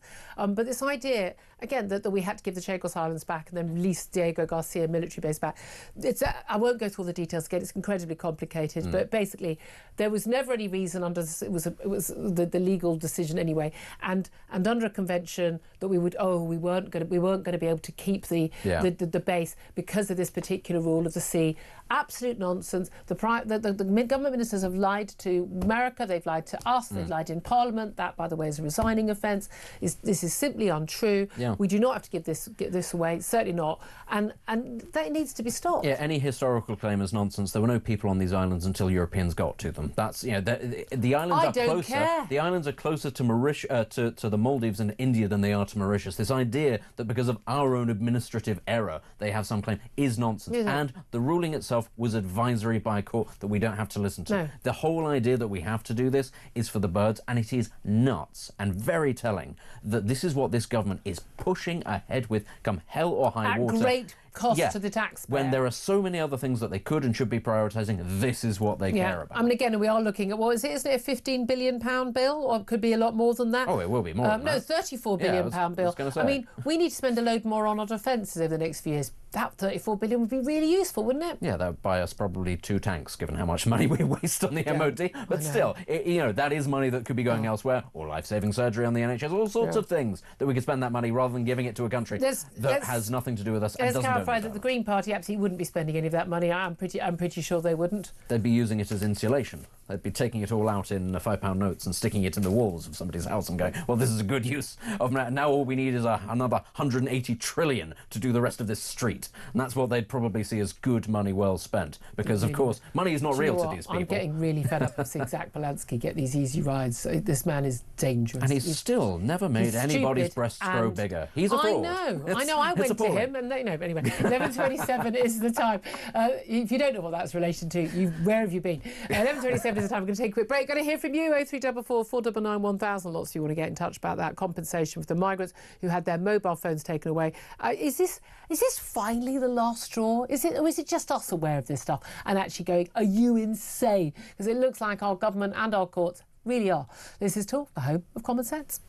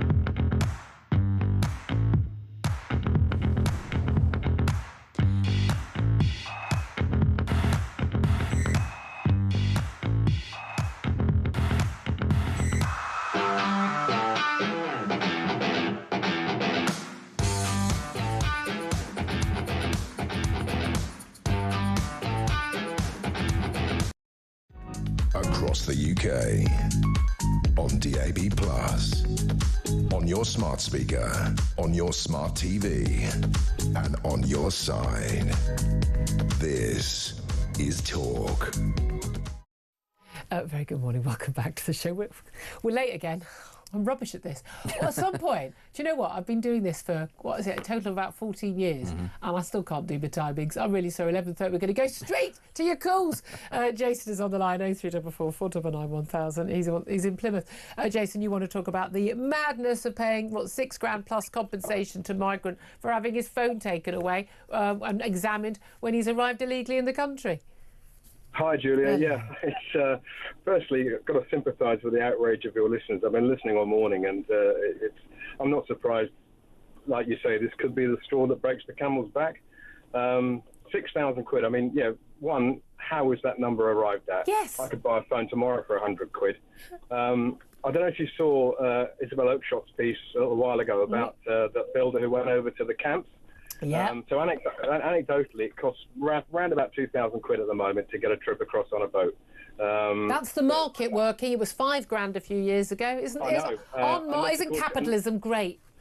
Unless, of course, you're in the VIP lane, which I gather it costs you a little bit more. Right. So these guys, these people coming over on the boats, they're knowingly and willingly breaking the law. They're either breaking the law in France, they're breaking the law here. This is a criminal act. Okay. So these compensation claims, the net result is now that we're actually paying the money. Therefore, the taxpayer is funding their trip. they're getting far more money than the actual trip cost them in the first place. Yeah. So not only do they get their trip paid for retrospectively, they get a nice little bung or a few grand as a result of it. Now, one, that's just morally wrong. And two, it's illegal in itself. How can you knowingly pay people to break the law? Yeah. Surely there's enough writhing and worming by lawyers to compensate illegal work. Yeah. Why can't they do it on our behalf and look after the majority? I know, wouldn't that be nice? But I just don't understand, these people, arriving in the country legally. I don't know, was it under this particular period in time? This was April to November 2020. Was it not illegal to arrive in the country illegally? I mean, was that when you weren't that time designated a foreign criminal, and therefore, they didn't have a right to take your phone? I'm utterly bewildered and flummoxed by this. But the main problem we have is we've got judges, we've got tribunals, we've got lawyers who are completely and utterly twisting law, the human rights legislation, into a madness that it was never intended to be. It's a racket. It's a racket. It is. It's siphoning millions of pounds of taxpayers' money off, thanks to Article 8. And what it's doing, maybe it is an unintended consequence, I don't know, but it's given the green light to these people to say, right, well, let's jump in a boat, because one, it gets paid for us. Yep. And they must be laughing at us. Not must be. They are. We know they're laughing. We've seen the TikTok videos. Jason, I couldn't agree with you more. Thank you.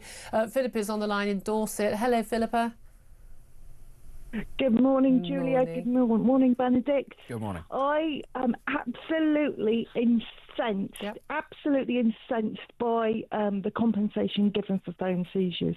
It is insane, as you said. With that money should be spent on Indigenous people in this country who are struggling through the cost of living crisis. It shouldn't be spent on any immigrants. They need to go back where they came from. Yep. They're coming here illegally. War-torn France. Conversation. I am sick to death of this conversation about immigrants. I couldn't agree with you more. About it. We need to stop talking about it and do something. Absolutely. I know, Tories talked a good game. Labour talking a good game, but nothing actually ever happens. Reform are promising. I think they're our only hope at this current time. Lib Dems and Greens would come on in, come on over. We'll provide a formal taxi service for you. No one's illegal, all that nonsense. But do you have any hope that this is ever going to be dealt with? Because, again, I'm not so bothered about people getting compensation for phones as I am about 12-year-olds and 14-year-olds getting raped by men who didn't have any business being in the country. That is nothing seems appalling. to change the minds of the idiot, lunatic, I think, immoral human rights lawyers who act for these people. Well, I'm going to a reform meeting this evening, and Nigel Farage is going to be there, and I'm going to make sure I have a chat with him about what's going on, because something needs to be done. People need to stop making promises, and they need to take action. Absolutely. And I also want to say, I hope Benedict had a lovely Valentine's Day. Oh, hello, Philippa. Oh, did you have a look, Philip? Well, I'm alive. You were alive. Did you have a nice Valentine's Day? Yeah, it was great. I drank a lot. Do you want to tell us what you did? No, what way? Which day was Valentine's Day? Oh, Saturday. Oh, I watched the rugby. It wasn't good. Philippa, he had a nice Valentine's Day. Thank you very much indeed for that. And send my best to Nigel Farage. Tell him he hasn't been on the show for a bit to come on.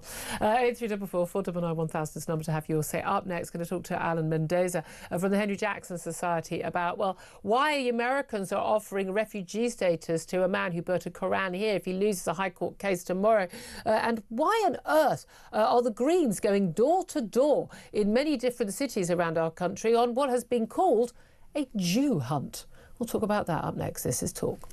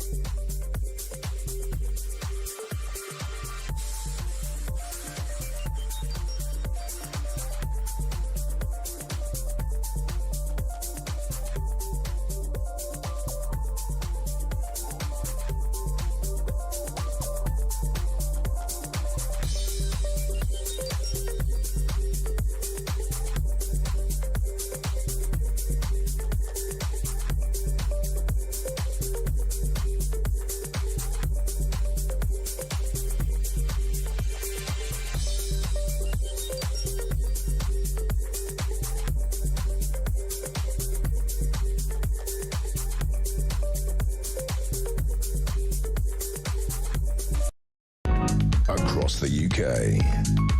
On DAB+, on your smart speaker, on your smart TV, and on your side. This is Talk.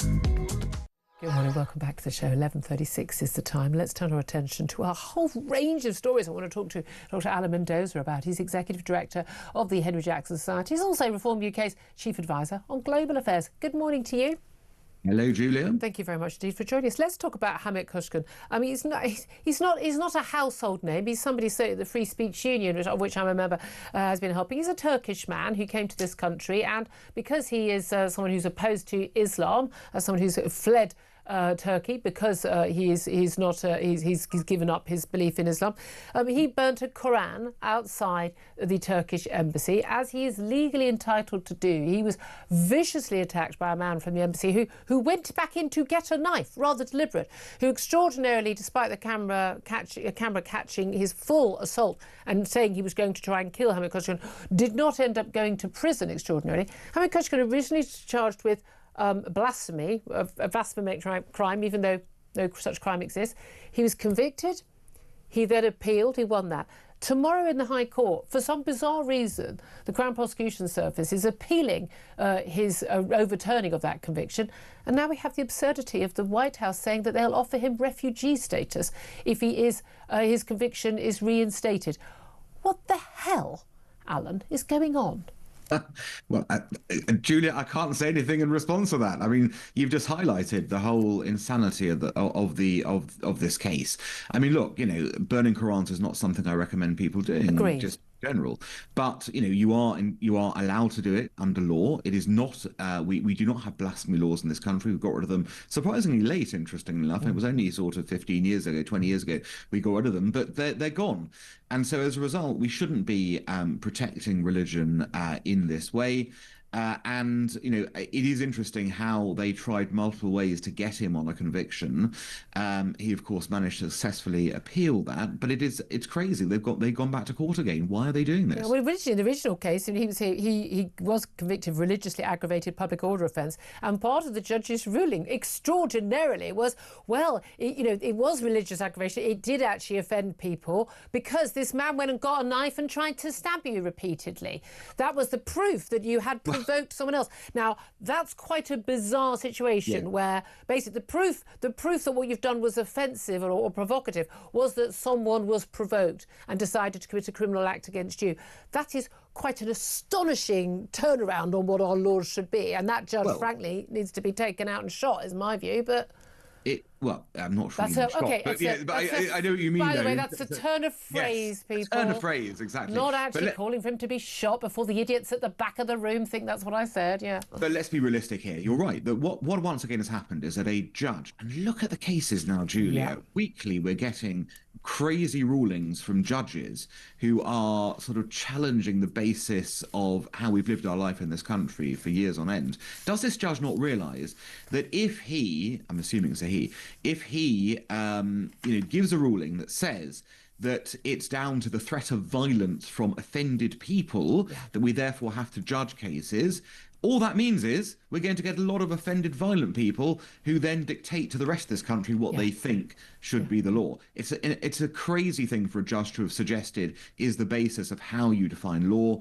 I'm sure that's why it was overturned, and I hope sincerely that it of course does not be reinstated at this point in time, because that would again embolden the radicals and extremists in our society to be even more radical and extremist than they already are, which is pretty radical and extremist. Again, it's just letting the mob basically decide what our laws are.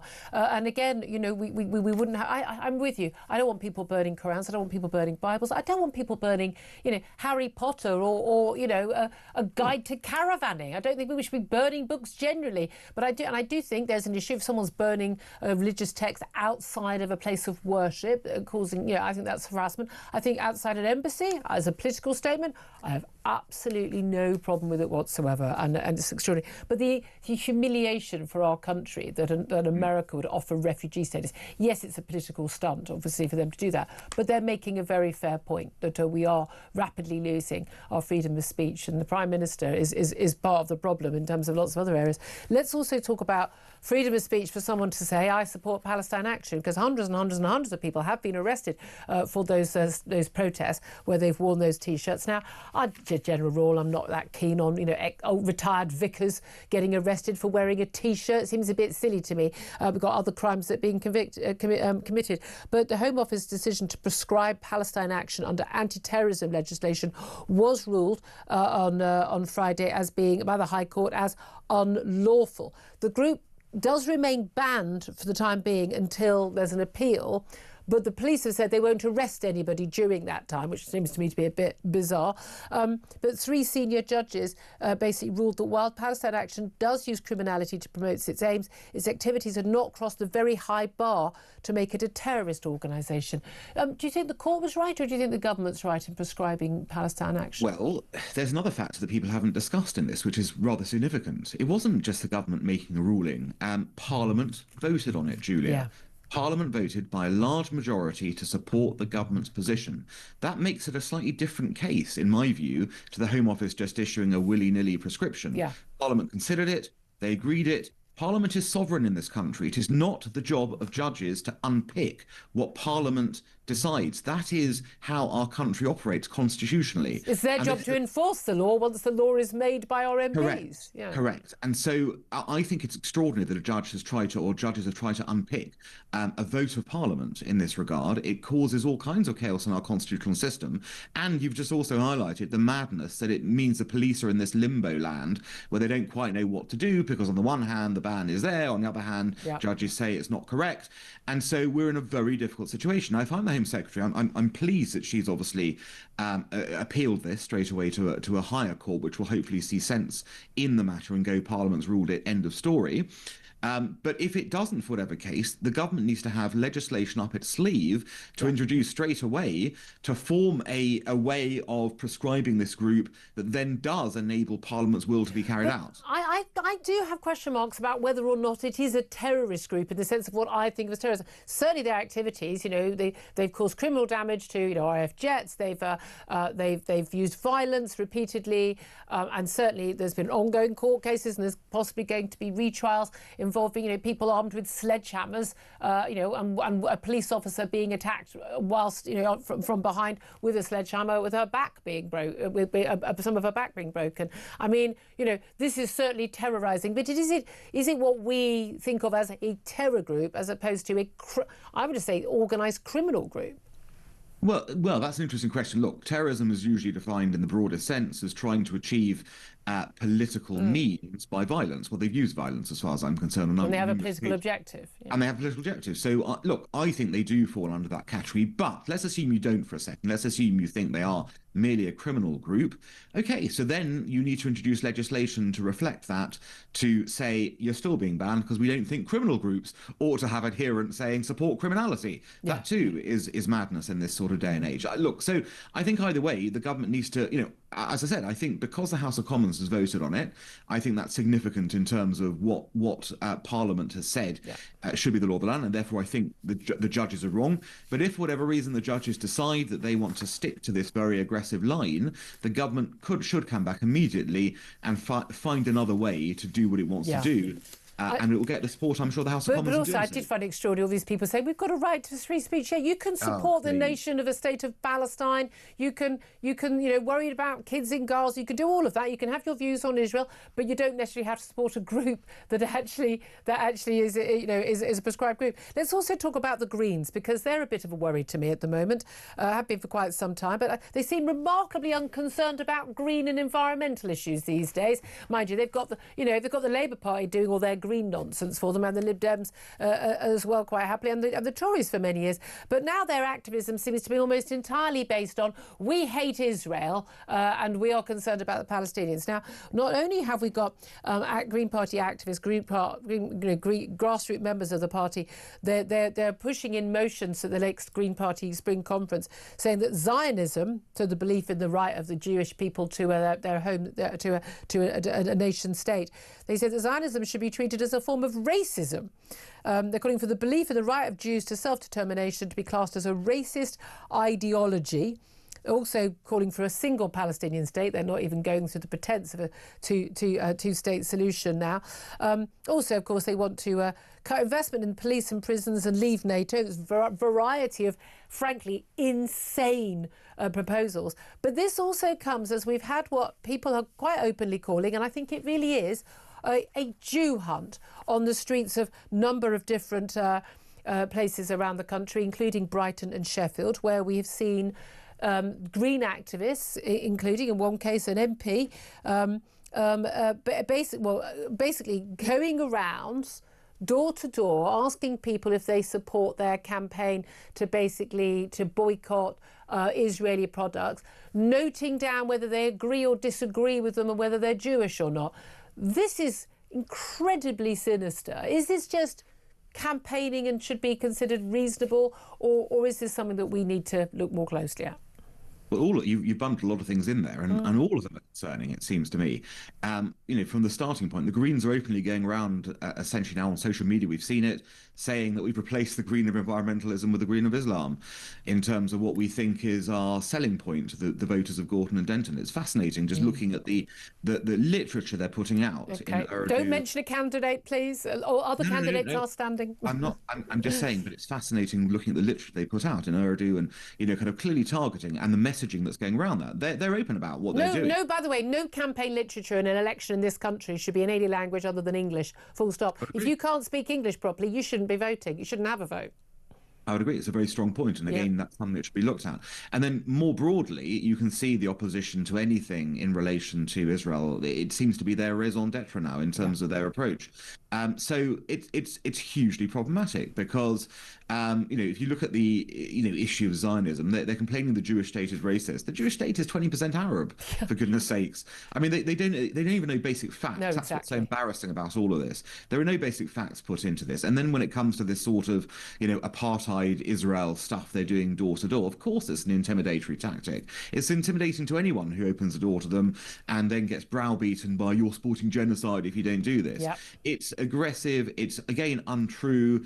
It's the government has said it's untrue. Others have kind of pointed out clearly how nonsensical this genocidal claim is, but they persist in doing it. And when you spread lies like that, of course it's aggressive. Of course it's intimidatory. And yes, frankly, it's anti-Semitic. Yeah, absolutely. Well, the Green Party, let me tell you right now, you're welcome to come to my door anytime, and let's see how well that goes for you. Dr. Alan Mendoza, always good to talk to you. Thank you very much. Benedict Spence, just a quick thought on that. I mean, there's been called, it's a Jew hunt. They're noting down who they think's Jewish, who's not Jewish in this area, and asking you, are you on our side or against that? I mean, why on earth is a campaign about Israel anything to do with a local election anyway? Because whenever people start to think about the Israel-Palestine thing, particularly on one side, they think that their special cause matters so much more because, of course, they go genocide and they go all of these things, as Alan Mendoza pointed out. Exactly. But they think they can justify it if they shout it often enough. It is old-fashioned anti-Semitism. The prejudice has never gone away. We've never entirely sort of addressed it in this country, but other parts of Europe as well. And we've just been allowed to tolerate it. We've allowed it to fester. Yeah. And now these people feel empowered because they've seen marching through London every week. You can chant whatever you want. The police don't understand Arabic. They're not going to arrest people for saying things that are overtly anti-Semitic. It is what has allowed this sort of creep. And, other things as well. We're going to see this as well with the outcome of the trial with the Palestine Action individuals. People are sat there going, well, this exonerates them. This means that they're completely off the hook. No, it doesn't. No, it doesn't at all. That situation has not been resolved. But that is going to embolden an awful lot of people who think that this behaviour in the pursuit of ending the genocide, because of course genocide is the worst thing that can ever happen, and if you just shout genocide, everybody has to believe you, they will believe that this is totally acceptable. This is where we are now. Because they think they're the good people. Exactly. You are not the good people. Trust me, you are not the good people. You are seriously scary, dangerous people. 11:50 is the time. We're going to take a quick break. We're going to be talking again just more about the insanity of illegal migrants coming to this country, having their phones confiscated and then getting £6,000 plus compensation for the police taking their phones. Absolute madness. We're going to talk to Robert Bates of the Centre for Migration Control. This is Talk.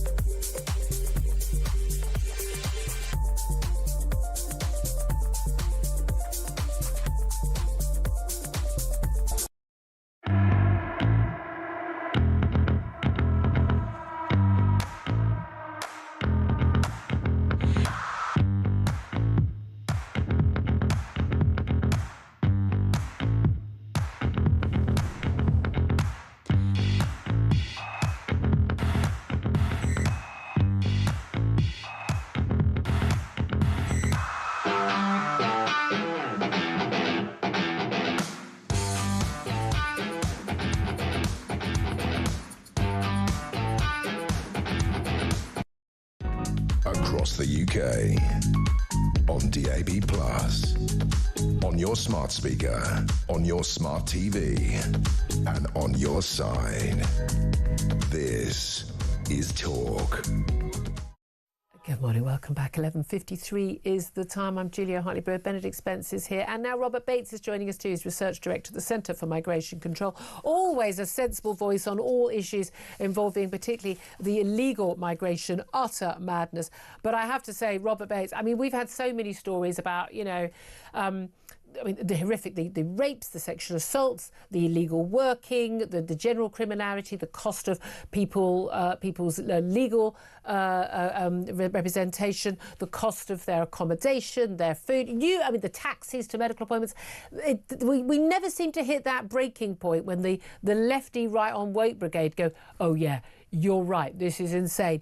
This story is a tiny drop in the ocean, and yet it's really got people's goats. This is the more than 70 boat migrants who arrived between April and November 2020, very specific time period, awarded between them £500,000 in compensation, £6,500 each basically, because their phones were seized at the time. And now it turns out that was illegal and it was in breach of their European human rights laws.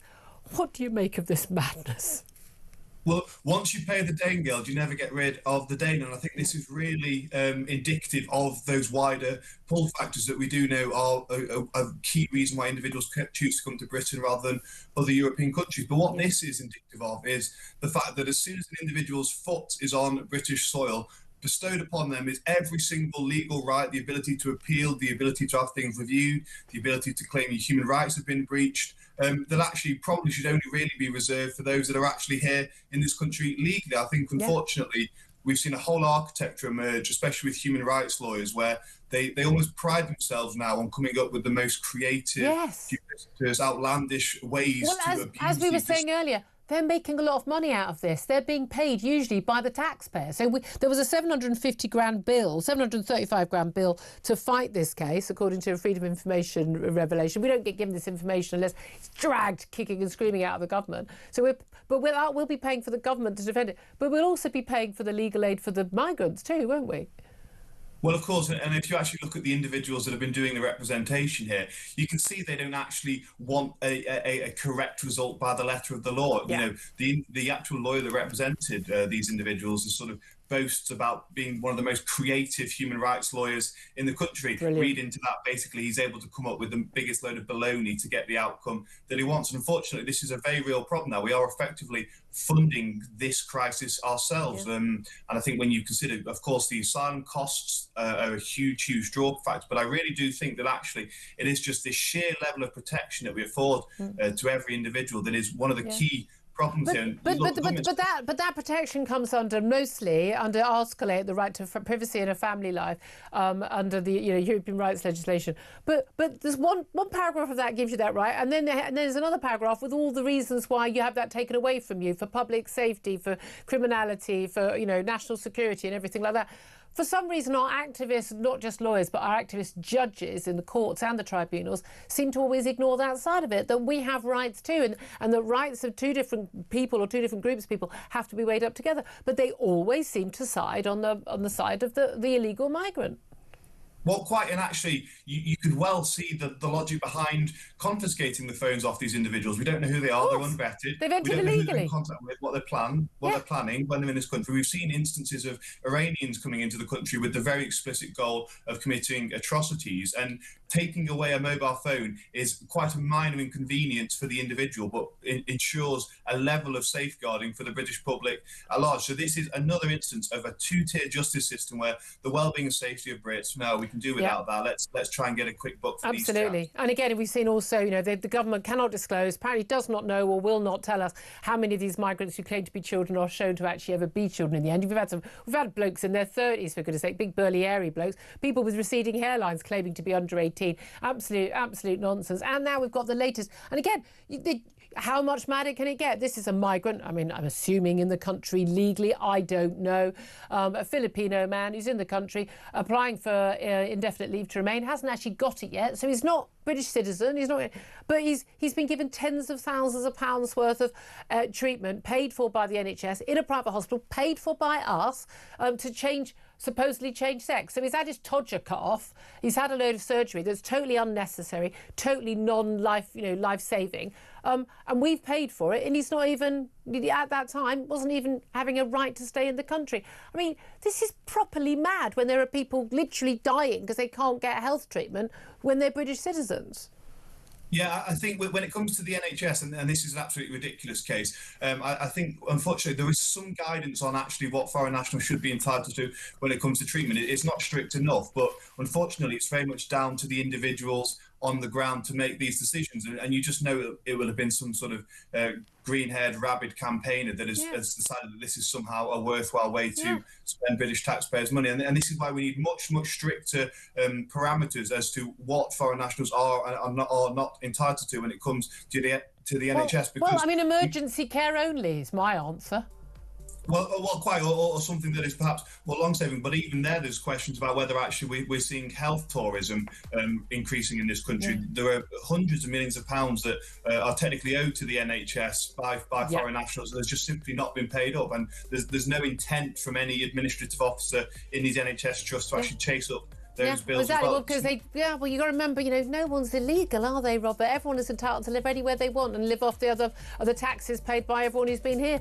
It's genuinely madness. Robert Bates at the Centre for Migration Control. Thank you for that. You'll hear the music there. Coming up at the top of the hour, we're going to be talking more about Andrew and Epstein. And why is there not a police probe into Prince Andrew just yet? This is Talk.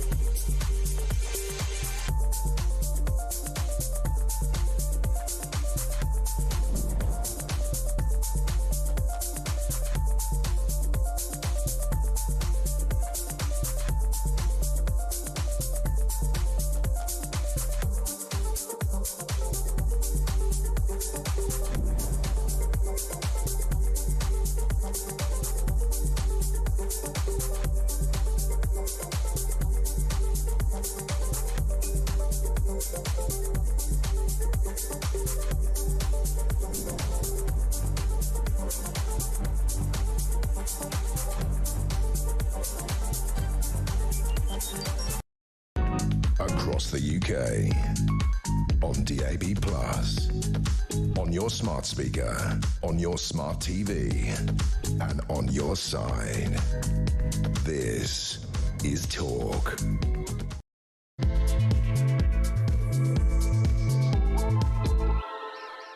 Good afternoon, welcome back to the show. 2 minutes past 12 is the time. This is Talk, the Home of Common Sense, with me, Julia Hartley-Brewer.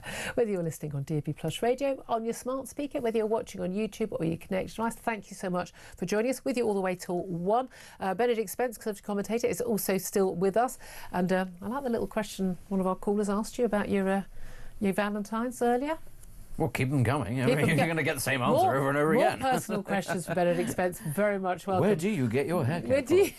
You have got a fine head of hair. I do. You do. I love it. I do. That's why I didn't need a good Valentine's, because it was just me and my hair. Just you and your hair. Did you give your hair roses? Again, doesn't need it. I just need to look at it in the mirror. So much more to talk about in this hour.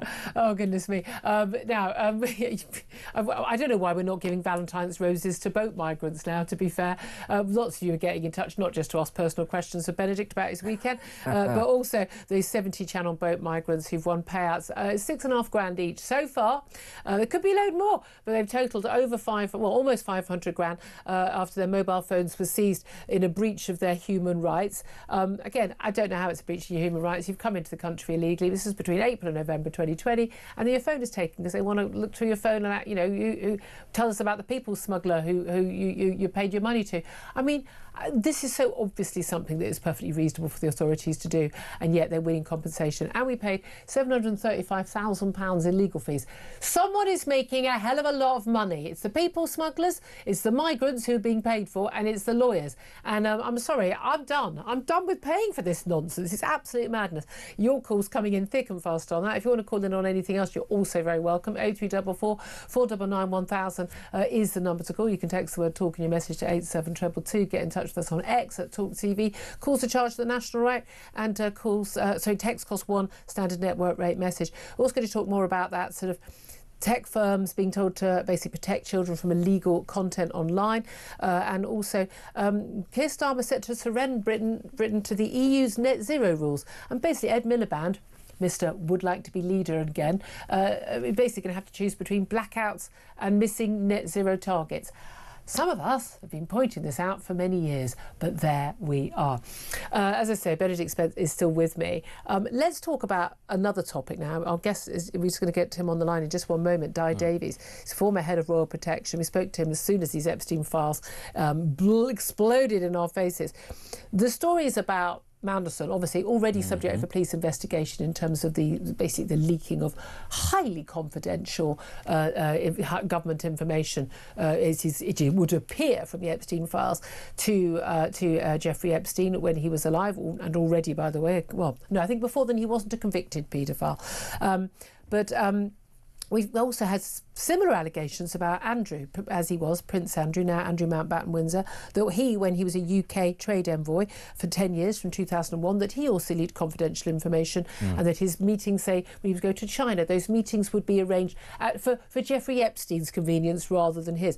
Quite a lot of questions about whether or not young women, possibly girls, were basically sent on the Lolita Express, the Jeffrey Epstein's private jet, to basically, for Prince Andrew's use. He's denied any wrongdoing, as has Lord Mandelson. I have to state that. But again, I think we're entitled to question whatever Prince Andrew says about anything, given that Newsnight interview he gave to Emily Maitlis. Clearly, every other word is proven now to be a lie. But lots of people are asking, why is there not already a police investigation into Andrew? The King and the Queen last week said they would cooperate. I mean, hey, that's the bare minimum we would expect. Do you think there's been a cover-up? Do you think there is a real wariness of getting involved, or do you think that it's going to happen? I think it will happen. I think it is being handled very delicately because it crosses all sorts of jurisdictions and is of relevance to all sorts of organisations. I don't think we should, forget the fact that a lot of this information was known to the security services, and the security services are not in the business of simply monitoring people who are up to no good at a domestic level or, the broadly criminal level. That means that there is other things, and that there are other things at play. There are many allegations about the role of various security services around the world in the dealings of Jeffrey Epstein and people that he was associated with. There's talk about him being basically, he was working for the Russians, Mossad, us, CIA. It is entirely possible that he has worked for all of these people. That's often how people like that work. But this is the thing. There are going to be many elements to this. And so, yes, there is going to be a little bit of caution and hesitancy from some people for genuine, legitimate reasons, because we don't know the extent. It could impact things like national security. You don't know if perhaps there are links with other people who are based in other countries who are also working for those security services who aren't known to people. Covers can be blown. So that's going to be a lot of the way up. whether or not you can reveal everything. So there can be completely legitimate reasons why this hasn't been investigated. Oh, of course there will, absolutely. I mean, the scale of this thing should tell people, and the number of people, incredibly important people, former presidents, princes, that sort of thing. This is not going to be just limited to these people. It will also involve powerful people in other countries as well. Mandelson lost his job as a US British ambassador to the US. Yeah. We've seen a French government minister resign over allegations about them, and again, this is the thing. And we all thought this was a sex issue, a sex crime issue, but it's way bigger than that. Sex is simply, you know, that what you can offer people for very base instincts, which is often the undoing of people, you know, sex or money or, you know, influence. Sex, money, power. Yeah, really, that's all you need for a lot of these people. That's a way of opening the door. Chocolate. For me, it's just chocolate. That's why during Lent, nothing can be off the table when it comes to you. You'll do anything. You'll spy. I'm not religious. I don't feel the need to give up anything I like. Well, I think it's weird. You think it's weird? I don't do dry January. Really? I don't do any of that nonsense. Oh, you really should. You really should. I think it would really mellow you out. I don't know. Not getting access to chocolate. Your husband's not going to thank me for that at all. No, he's not going to. He sat there listening to the radio going, please don't take chocolate away from Don't give her this or idea. alcohol. I can't do life without alcohol. What sort of madness is that? Anyway, but it's really interesting to get your perspective. I'd love to know what my next guest thinks. Di Davies is former head of Royal Protection and joins us again on the show. Very good afternoon to you, Di. Hello, good afternoon. Nice to be back with you. Thank you so much. Well, we've spoken to you, I think, every week since this story kind of blew up. And again, what you were telling us on the very first day when the Epstein files had first been published, well, 3 million of them redacted, but was, you know, quite extraordinary in terms of who must have known what about the proclivities of Andrew. Because certainly at that time, when involved the allegations against Andrew, this was very much about him still being mates with Jeffrey Epstein very close mates, long after he'd been convicted of being of soliciting an underage girl for prostitution. So, and when he'd said, of course, he'd broken off contact, then it's exploded into him being accused of similar allegations that Peter Mandelson is facing about leaking confidential government documents when he was a UK trade envoy.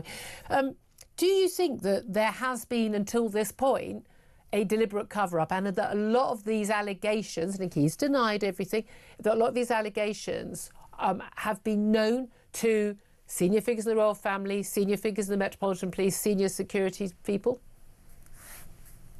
Well, yes, is the honest answer. As you know, 6 years ago, I asked the police why they weren't investigating the original allegations. And it seems to me over the years, and I've said it consistently, so it's interesting now that what I've been saying for a number of years, along with Andrew Lowney, the author, is actually coming to fruition. And everybody's coming out now and saying, oh, he should be investigated for this, that, and the other. The truth is, this is a serially bad man, in my humble opinion, and the evidence points to it. But it pointed to it 6 years ago. Yeah. It's pointed to it if anybody had bothered to look at it.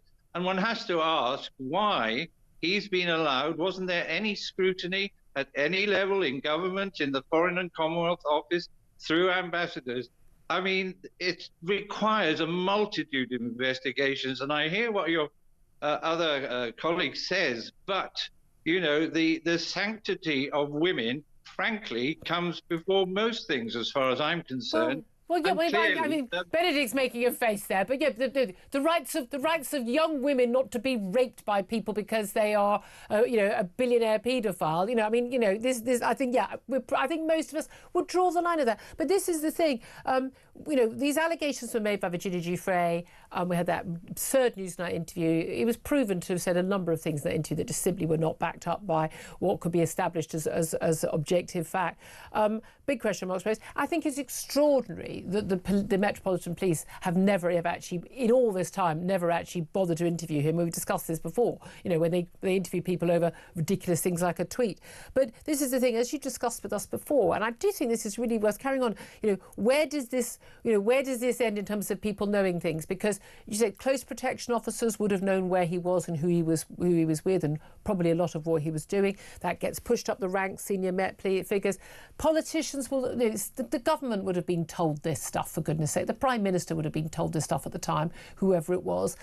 Senior royal figures would have been told this stuff. And yet nothing was done. Do you think, King Charles, OK, he wasn't king then, he is king now, he's saying and doing all the right things now, stripping of titles and all of that. Do you think he's still got a case to answer? Well, yes, I do. But how on earth you go investigating a king is beyond my pay grade and knowledge of it, frankly. Well, he's above the law. He's literally legally above the law, isn't he? Well, he is, and that's the law. And it was the same with Queen Elizabeth when she gave evidence at the Burrell so-called issues. You know, it really is very difficult. And the police have been reluctant, in my experience, since the Burrell trial to actually go hard on anyone. But, you know, the latest one where he was alleged, that's Andrew, to actually ask colleagues to get the dirt on Virginia. Yeah. I mean, they even said that there was nothing to answer. But if you don't investigate, if you don't question people, and that would have gone all the way up to private secretaries, if not higher. You know, something rotten is in our establishment to allow people like Mandelson, and now more and more is coming out about Prince Andrew. But we know we've seen cover-ups of all these sort of things before. We know, you know, we had, whether it's, you know, Jimmy Savile, loads of stuff was known about him, the BBC and politicians and everyone, covered it up. I mean, Cyril Smith, the Lib Dem MP at the time, they needed him to be an MP because they, in terms of voting in the House of Commons or something. I mean, you know, people, there are numerous, very, very, very bad people who... Numerous people have known were up to things. Now, again, I must stress, Andrew has denied any criminal wrongdoing. I need to stress that. We have innocence until proven guilty in this country. But it does seem extraordinary. There seems to be a view among the great and the good that, well, we'll take his HRH away. He's no longer a prince. He doesn't get to live in Royal Lodge anymore. He gets another big home, bigger than most homes most people could ever dream of living. We'll hope he goes away quietly. No chance of Fergie doing that, I think we can safely say. And that will be his punishment. But if he has committed any of the crimes that it is alleged he has committed, that ain't enough of a punishment. Well, let's get down to basics. He needs investigating by a police service that has the gumption and the courage to go where the evidence takes them.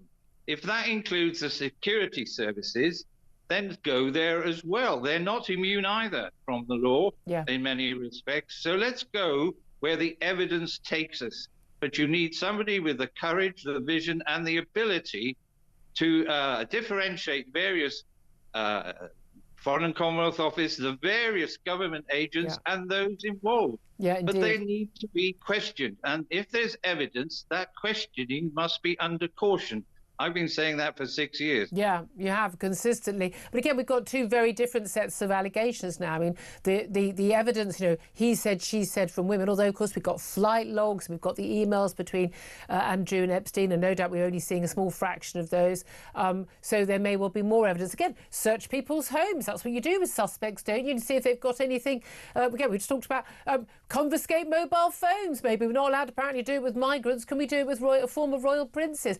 But in terms of the allegations about leaking information, government, confidential information to Jeffrey Epstein, as similar with Peter Manson, again, they've denied any wrongdoing, but if those documents that are in the Epstein files are true, they are pretty damning and pretty black and white, quite literally sets of evidence against them. Well, let's get down to basics. If it was you and I, and we'd alleged to have done a fraction of this, we would have had knocks, as I've said before, on our door. I simply don't understand whether there's even a degree of credible evidence, and everybody says there is, then in fairness to Andrew and Mandelson, they should be questioned, and they have all the rights that comes with somebody who proclaims to be innocent. It should be under caution. You've worked with these people closely. You've been calling for this, and I 100% praise you for doing that. Why do you think it's not happening? Is it, as Benedict Spencer suggested, there may or may not be something else going on in terms of, who this would lead to and national security, or is this just about pure and utter cover-up? Is this about deference, misguided deference, like this is going to embarrass either the late Queen or now the King, and therefore we must try and make this go away? And do you think that's even possible in this day and age when social media, people can individually see these documents? They're not going to be covered up by, the editor of the Times having a nice dinner with the press secretary to the royal family and say, would you mind awfully not publishing this, and we'll give you a nice picture of Kate in a dress in return, which is what seems to be the deal that's happened many times over the years.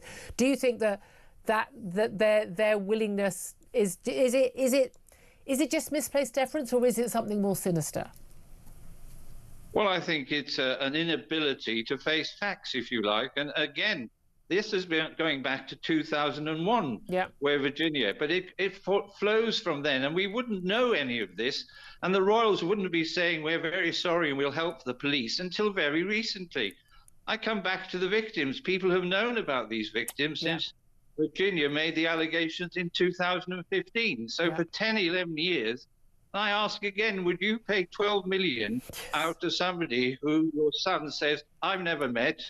Wouldn't you ask the questions? Wouldn't you get the authorities to tell you the truth? Otherwise, why on earth would you? Yeah, exactly. And is that, I mean, we understand most of that money came from the Queen, but I think 1.5 million from the now King, and apparently other sums coming from other royals. You still do sort of wonder, people are all clubbing together to protect Andrew from simply giving evidence in a civil suit. It wasn't even like he was facing prison at the time. And that sort of payoff, when a businessman does that and then gets an NDA, a non-disclosure agreement signed, everyone says, oh, this is outrageous, this is an abuse of power. But apparently it's okay when a royal does it and the late Queen pays for it. Well, quite, that's my point. An NDA means nothing when you're investigating a criminal offence. Yeah. Anyone connected with this, from those below the King downwards, they have a duty to tell the truth. And that's all I've been asking all along, tell the truth. He promised at the end of that interview and days afterwards he would cooperate if given legal advice. Yeah. Well, he's had so much time, hasn't he, to get that legal advice. And the legal advice seems to be keep stum. Yeah. But it simply isn't good enough. I think every newspaper, every agency, as you know, are calling this. Something has to give, and it has to be, unfortunately, starting at the head with the royal family downwards, and then we'll move on to ministers. What do they know? Yeah. And I think this, with great respect, is the biggest scandal I can remember in my lifetime, and arguably even worse than the abdication. Yeah, I mean, I think I agree with you on that. Di Davis, former head of Royal Protection, thank you so much for speaking so freely. Benedict Spence, he's very, very clear on this. I mean, there's the things, a lot of people who work closely with the royals, or they're all part of that gang. I mean, it's like their friends are always, that's why they hated, Diana being friends with people like Mohammed Fayed. I mean, apart from the fact he was a crook, but also the fact that, as we know now, a serial rapist as well. Not a surprise to a lot of us, given the allegations at the time. But a lot of people who around the royals, they are very deferential. They do. It's all part of covering up a lot of this behaviour. Again, Andrew says he's not committed any crime, and he's innocent of all charges. Well, then answer the questions. But the police need to be asking them, and it doesn't appear like they're asking them. Well, again, there is only so much that at this moment that we understand about this, but I wouldn't be at all surprised if they are treading with caution, because there are many other aspects at play. And, we might think that the Metropolitan Police are very powerful, but do their desires, do their needs overrule those of the security services or of the US government, for instance? There are many, and these are just the ones we're talking about because we're Western democracies and we can be a degree more open than a lot of other countries. They will have been involvement of senior and important people in countries where journalists just disappear. I don't believe for a moment that even if, again, he's said he's not guilty of any criminal action, that there aren't aspects to what has appeared in the Epstein papers, the Epstein files, that couldn't be brought to trial. Or certainly allegations can't be released to the public. And then and exactly without that. But I understand your point. I think there may be issues, but I do think there's also there is this urge to sort of don't embarrass the British state. Don't get me wrong. Well, I'm sorry. You know what's embarrassing to the British state is someone alleging that they were basically trafficked to have sex with a man who was at one point second in line to the throne. But that's absolutely the danger, is as part of treading lightly so as not to interrupt or upset certain aspects that need to be kept secure, that there is the potential for the cover-up, of course. And that's going to be what's motivating a lot of people to say, why isn't it coming out quickly? All I'm saying is, given the scale of the Epstein network, so to speak, is so much bigger actually than a lot of people expected, who's to say that even now we know the full extent, or what other things it might impact on? That's all that I'm saying, and therefore it makes sense that security services or other governments might say, can we just do this a bit in tandem so we all know where we are, because there's a lot of moving parts. Absolutely. 12:22 is the time. We're going to take a break. Lots more calls coming in, particularly about these boat migrant stories and the compensation for phones. This is just... It's so funny. There are certain stories that just absolutely grab you by the throat and just say, "Are you kidding me? This is going on." And I think, especially for an awful lot of people who, by the way, had their phones stolen, which is now a very common thing in this country. Apparently, it's your fault for having it out. What were you thinking? How dare you be speaking on your phone on the street? No wonder you got robbed. But you don't get. Gee, you'd be lucky if your insurance will pay out. The police won't turn up. No one's ever going to be prosecuted for that crime because apparently it's just a minor crime.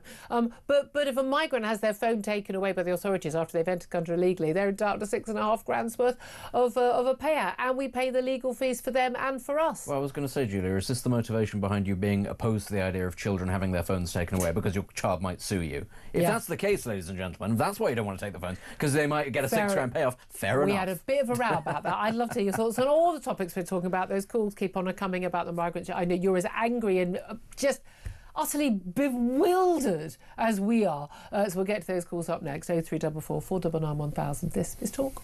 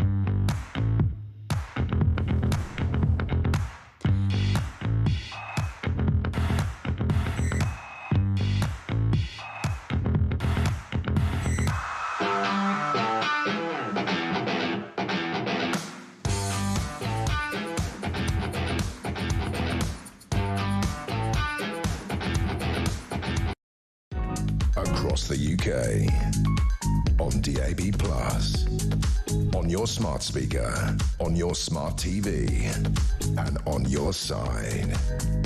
This is Talk.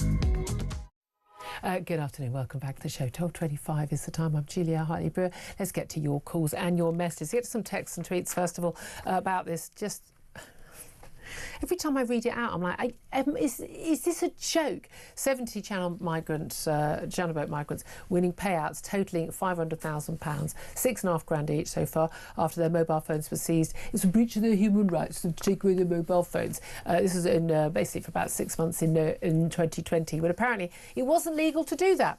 It is legal now to do it, but it wasn't legal then.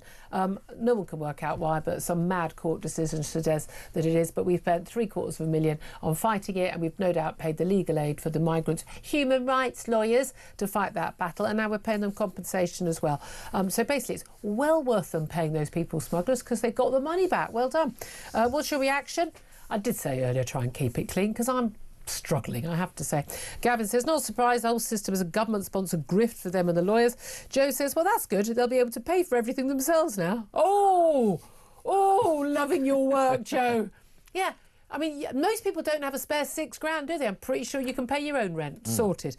And also, surely you can use your money from the Uber Eats and Deliveroo accounts that you're delivering. Sam says, who's telling them about the different ways they can get money out of this country? That's what I want to know. Another disgrace, says Jim, and a humongous slap in the face to every single decent, hard-working Brit. Frankly, their human rights don't matter. Deport them. No, they do have human rights. Their human rights just don't include staying here. Neil says, what on earth will the High Court do next? God knows. Katie says, stop paying their lawyers. This money could pay for Brits waiting for medical treatment, or also migrants who from Philippines waiting for a sex change operation, which is what they've also been paid for today, Katie. Tracy says, this isn't a surprise, it's just a shame the British people don't have the same human rights. Well, exactly. Let's go to your calls. Andrew is in Hertfordshire. Andrew, what do you make of this? Good morning, Julia. Hope you had a great weekend. Afternoon, good afternoon. I think April the 20th, 1653 is relevant. Yeah. You got to look at this now. The law was upheld, but where was the justice? We've got to the point. Cromwell goes back into Parliament. He calls it a rump Parliament. No Parliament. He commanded them to leave and ordered the removal of the Speaker. We're at the point where the government is not representing what the people need to live their lives freely and reasonably. It's unreasonable. Absolutely. So the solution is to leave the ECHR with immediate effect and not pay them. Yep. Don't pay them. There's no penalty in not paying them. Exactly. And remember, you've been wrong, so technically I'll be brave and give you a slap on the wrist. They're not channel migrants. They're illegal. Yep. They're illegal. They're not here legally. Yeah. Channel migrants isn't a thing. Yeah. They're illegal. I say channel migrants so people know what we're referring to. Exactly, illegal entrance. Well, I mean, invading force. That's what it is. I mean, I'm sorry, it is an invading force. Andrew, very good point. Thank you very much. Carl is in Liverpool, wants to have his say on this. What do you want to say, Carl? Good afternoon, Julia. Yeah, I mean, I know last year they said that they were going to start taking phones as part of Smash the Gangs, but we don't have human rights as British people here, Julia. We're paying for these people now. Yeah. Full stop. Everything that they... I mean, now we're paying for phones that have been taken off them. I have to pay over £150 excess if my phone breaks or I lose it. Yeah. You know, I don't get any consideration. You know, my human rights aren't thought of. It's just, well, you pay this and you can have a new phone. But it's got to stop. We need to leave the ECHR.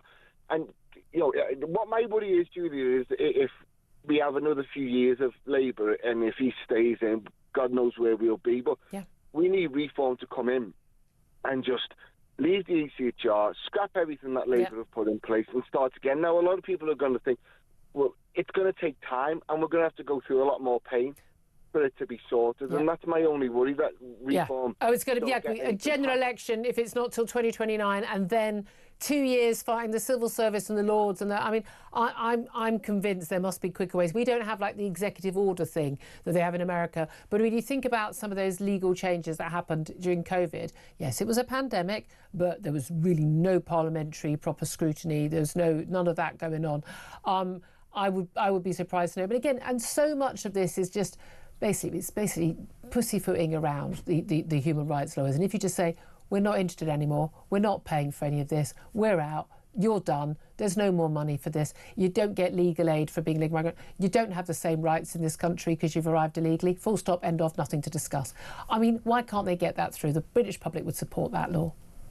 Of course they would, Julia. You know, they are illegal. That's front and centre. They're illegal. So I can't just arrive in France without a passport and then have a load of rights there. They just ship me back straight away. Yeah, of course. As soon as their feet shouldn't touch our soil, they should be taken off those dinghies and taken straight back. We're paying for it. I know. Do you know what the first thing I do, again, there's lots of talk, and I'll ask about this actually in terms of this idea of the sort of a patriotic duty. Zia Youssef from the Reform was asked about this at the weekend, about whether there be a coalition. But for me, genuinely, number one job, first job of any Reform, Tory, whatever government it's going to be, coalition, start building prison camps for both, so have a zero tolerance in terms of crime on our streets by Britons or anybody else, but also for the illegal migrants. But literally, your feet don't touch the floor. You're going to be in the prison camp and it's going to be very basic, humane, but basic, and you can leave at any time, but you ain't leaving that camp. You're not going to go and rape anybody. You're not going to go and work for Deliveroo. You're not going to be working in a car wash or anything like that. This is how it's going to work. You could build those prison camps. You could have enough to fit 100,000 people in a couple of months, no problem. Yeah, we did it with the Nightingale hospitals. Yeah. It's so easy. Where there's a will. Yeah, exactly. Ask the Americans. They built that one. They built that one for ICE. You know, the people who were deported by ICE. It won't be a nice place to live, but I tell you what, you could stop those boats in 2 weeks. Of course you can, and this is the thing, there's no deterrent. We're giving them everything. Well, our government's giving them everything. You know, it's like a holiday for them, only they get to walk around our cities and do damage to people. You know, it's gone above where we thought we would be. You know, everyone, political commentators said, you thought it would be bad. I mean, even those people are now saying it is catastrophic. We never thought it could be this bad. It's so, I mean, it's genuine. It's laughable now. Can I ask you, you say you're supporting reform. How do you feel about this idea, this, you know, they get reform, the Tories say they're both fighting to win, etc. So are Labour, you know, Greens, whatever, the next election. But they're likely the possibility of, and it's not progressive, but they call it a progressive alliance between Labour, the Greens, maybe the Lib Dems too. But whether or not in that scenario, Zia Youssef said there would be a patriotic duty for the Tories and the Conservatives to form an alliance, to form a coalition. Would you support that? I think so. Well, I don't think we have much choice, Julie, to be honest, because what are the alternatives? The Greens and Labour? I mean, then we would be in a third world country. Oh, yeah. Third world country, we'd be back in caves if it was up to the Greens. Although one of the topics we're going to talk about in this next half hour, we'll be back in caves sooner under Ed Miliband. Great call, Carl. As always, great to hear from you. 12:33 is the time. Quick word from Benedict. Just as always, the thing, was it Extinction Rebellion or Just Stop Oil? One of their great ideas was that we were going to have communal vacuum cleaners. Every street, street would have one vacuum cleaner, and you'd have to sign up to what day you were going to use it. That was a genuine policy.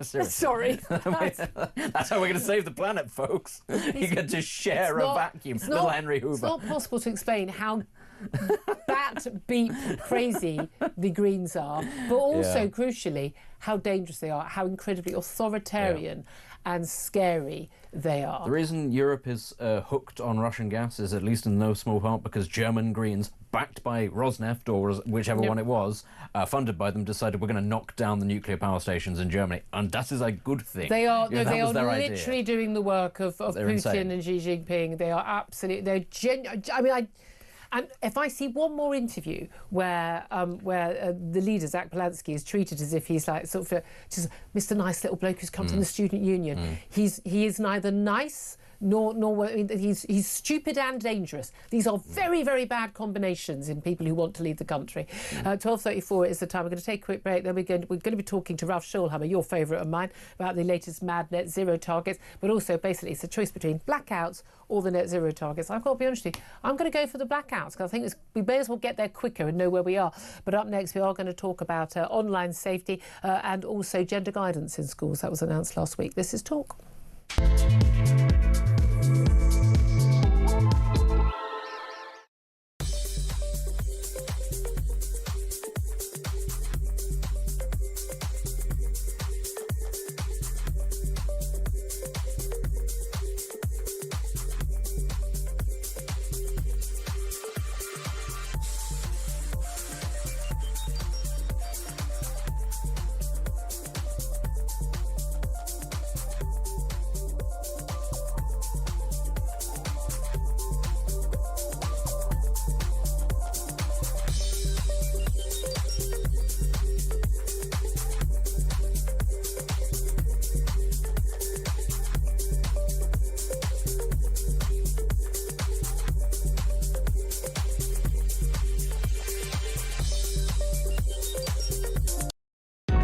Across the UK, on DAB+, on your smart speaker, on your smart TV, and on your side.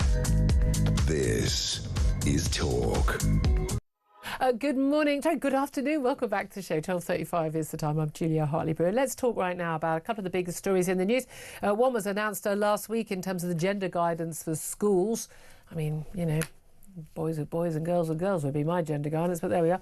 Plus the online safety issue and the latest, I think it's every Monday now, there's another announcement about some sort of online social media ban or the likes for under 16. So let's talk about both with Mark Lehane. He's the executive head at Wooden Academy Trust. He's also a former special advisor under 3 Conservative education secretaries. Good afternoon to you, Mark.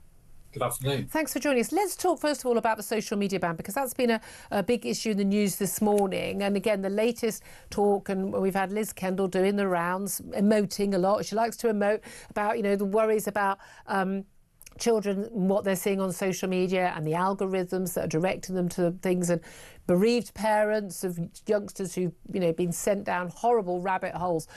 Do you think we need to have a ban on mobile phones for under 16s, a ban on social media, stricter rules for the algorithms of these social media companies, or is this about parenting?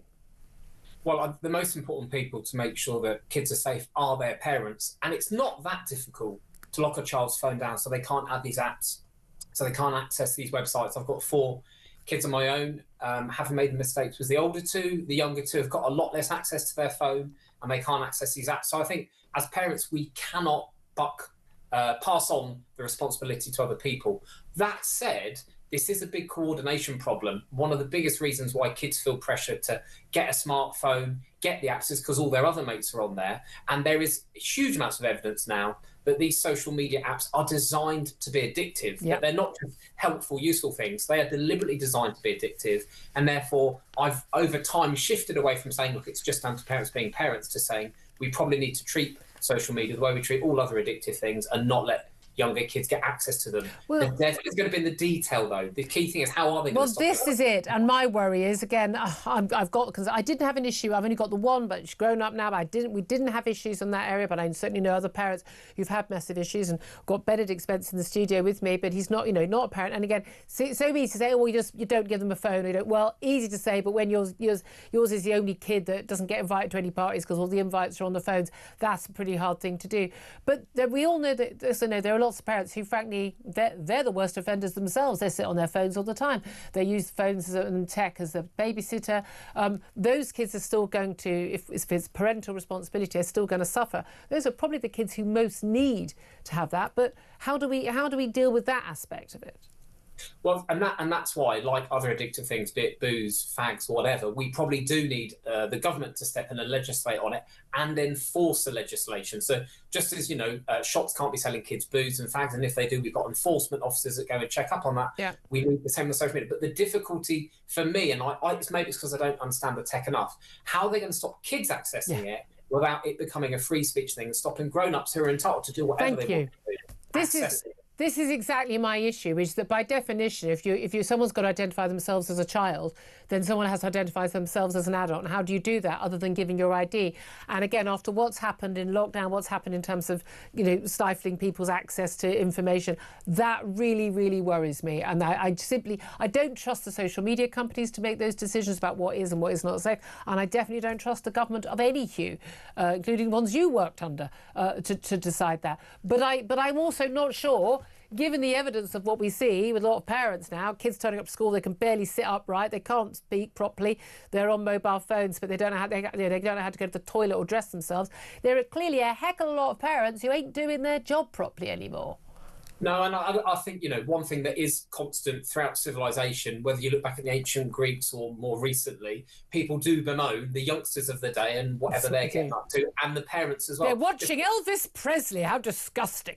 In fact, but I think that the key thing is, whenever a new thing comes along, first of all, we get all excited about it. I think it's the best thing since sliced bread. And then we realise what the downsides are. And then we go through this painful process of trying to work out how we keep the bad things at bay and try and make the best of the good stuff. Now, with social media, it is ubiquitous. That's what makes it so different. And it is so darn destructive and addictive. So we've got to get our head around how we do it. So I'm happy that the government are looking at it, but the devil is going to be in the detail. And this is what it's going to come down to. The electorate as a whole, making sure that the government doesn't over-regulate, doesn't give Ofcom or others too much power, and also doesn't get in the way of parents doing what they need to as well. It's not either or, it's and. We need all of it. Well, that's the interesting thing. I mean, again, the Online Safety Act came in, under the Conservatives, and this is about updating things and trying to keep up with the AI and things like that, which again can definitely be a great help, but also a great worry for youngsters. But again, Ofcom, unelected, appointed body, totally and utterly, unaccountable to the general public, having a say over whether or not social media could be banned. There was talk about banning X, Elon Musk says, because of Grok undressing, putting pictures out of women. I mean, it happened to me. You put a picture out yourself in a nice dress, and then someone puts you in a bikini, and it shouldn't be happening. But again, do I want unelected, unaccountable people wearing their big jewellery in Ofcom deciding whether or not I can go on X or not? No, I don't. And actually, as putting my parent hat on or my head teacher hat on, I don't want Ofcom making those decisions either. What I do want is parents stepping up and doing what they need to do, schools doing what they need to do, because schools do have a responsibility, because we look after the kids for a huge chunk of their waking hours, so we need to do our bit. Ideally, parents and schools need to work together. And actually, when you talk to parents, I mean, I've got a really strict phone ban at my school, and we're going to go even harder next year. I mean, again, any school that doesn't have that is frankly not doing its job properly, as far as I'm concerned.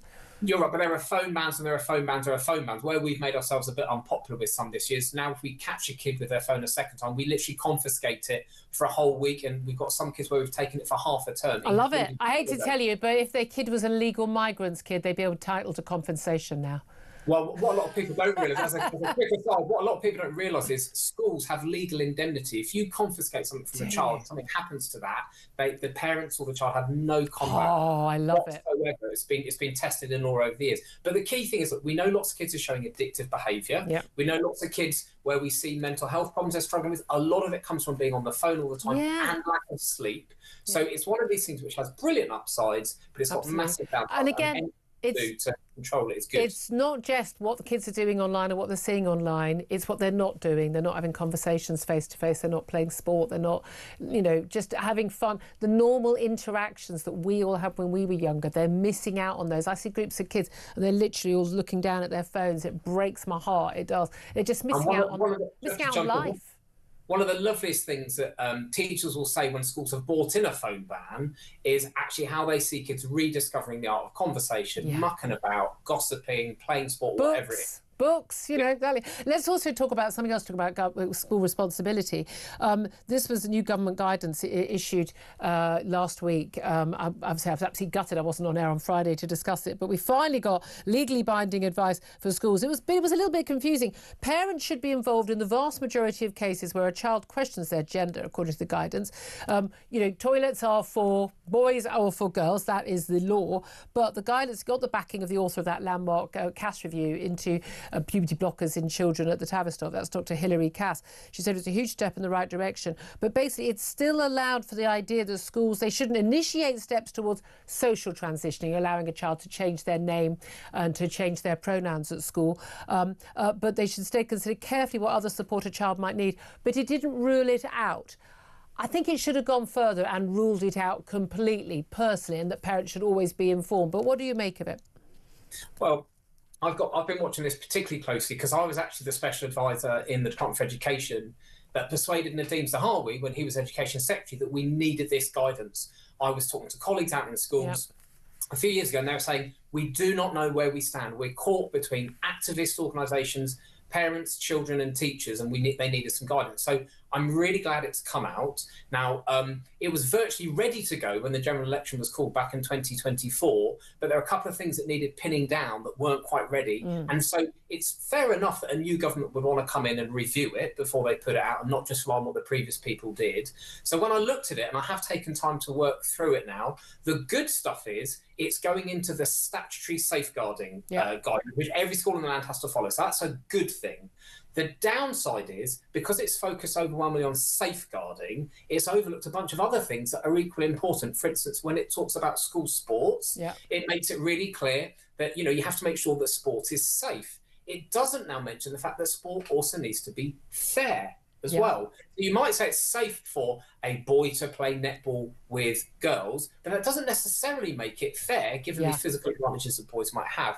The other downside, I think, compared to the draft that we left behind at the general election, was it made it very, very clear that children should rarely, if ever, socially transition in a primary school. They're just too young. And it also made it clear that you should rarely, if ever, basically never, do this without involving the parents. Indeed, the only time you shouldn't involve parents with a child's decision at school, in fact, anything to do with a child at school, is if they're at the immediate risk of serious harm. And I think the wording in this latest version is a little bit softer. And my worry is it leaves open a space for bad actors or activist schools to do things. And we know there are activist teachers and they're being advised by activist groups, the Stonewalls and the like. Mark Lehane, really interesting to talk to you. Thank you very much for your very considered views on all of that. Former special advisor under Conservative Education Secretaries, but also now an executive head teacher at Wootton Academy Trust. Oh, yeah, and a father of 4 as well, which I think also is relevant. Benedict Spence, you are none of those things, and I am none of those things. What do you make particularly of the gender guidance? Because when I saw it last week, I thought, oh, it should be really clear. You're a boy or you're a girl. You can't change genders. We don't lie to kids. End of. Nothing to discuss. You're a boy, you use the boys' toilets. Girls, you've got nothing to discuss. One of the first times that the Supreme Court was actually of any use was when it kind of came out and said, well, yeah, this is kind of how reality works. But we still don't seem to have quite got over that. And again, I've mentioned this earlier, but it's one of those things where people on the left seem to be absolutely determined that the entirety of society should be bound up in all sorts of legalese to stop anybody from doing anything until it's something that they actually would like to happen, and it's it's inconvenient for them. That's the sort of situation that we're headed for. And the suggestion about activist teachers in schools, it's a very real thing, and I'm sorry, it's very dangerous actually that this is still allowed to proliferate. They need as firm a hand as the children need, frankly, in being told what they can and cannot get away with. And they need to stop employing these very, very questionable trans activist organisations to come in and talk to them. It even happened at my own daughter's school, and these organisations are seriously dodgy. Simple as that. 12:47 is the time. Talk about really dodgy. Net zero policy. Apparently, we're facing either hitting net zero targets or blackouts. I wonder which Ed Miliband will choose. We'll talk to Ralph Scholhammer about that up next. This is Talk.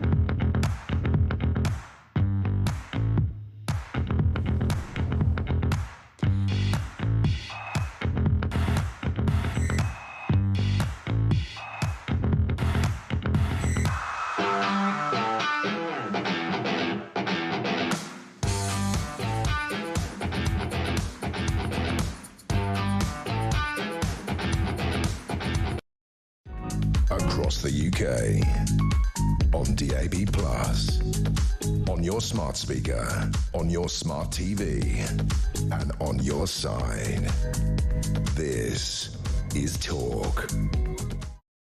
Good afternoon. 12:50 is the time. I'm Julia Hartley-Brewer. Let's talk right now about net zero. I love talking about net zero. I will love talking about it until the day we finally drop net zero. Well, we ain't doing it anytime soon under either Keir Starmer or his basically we'll destroy the country and put everyone back in caves before we're done secretary, and that is of course Ed Miliband. Not his formal title, but it's what his title should be. But he's been told by industry experts that he faces a choice between imposing power blackouts on a nation or missing his target to hit net zero electricity supplies by 2030. Well, let's talk about this with Ralph Scholhammer. He's a political theorist and professor at Webster University in Vienna and a voice of sanity and reason on this issue. Good afternoon to you, Ralph. Good afternoon, Julia. Great to be back. Great to be back. I haven't seen you for a while. I think you've been off busy gallivanting. We haven't been able to get you on. You and I have talked about this many times in the past, and it's very, very clear. You can either have reliable, cheap, affordable energy and not have blackouts, or you can hit your net zero targets, but you can't do both. Which do you think Ed Miliband would choose?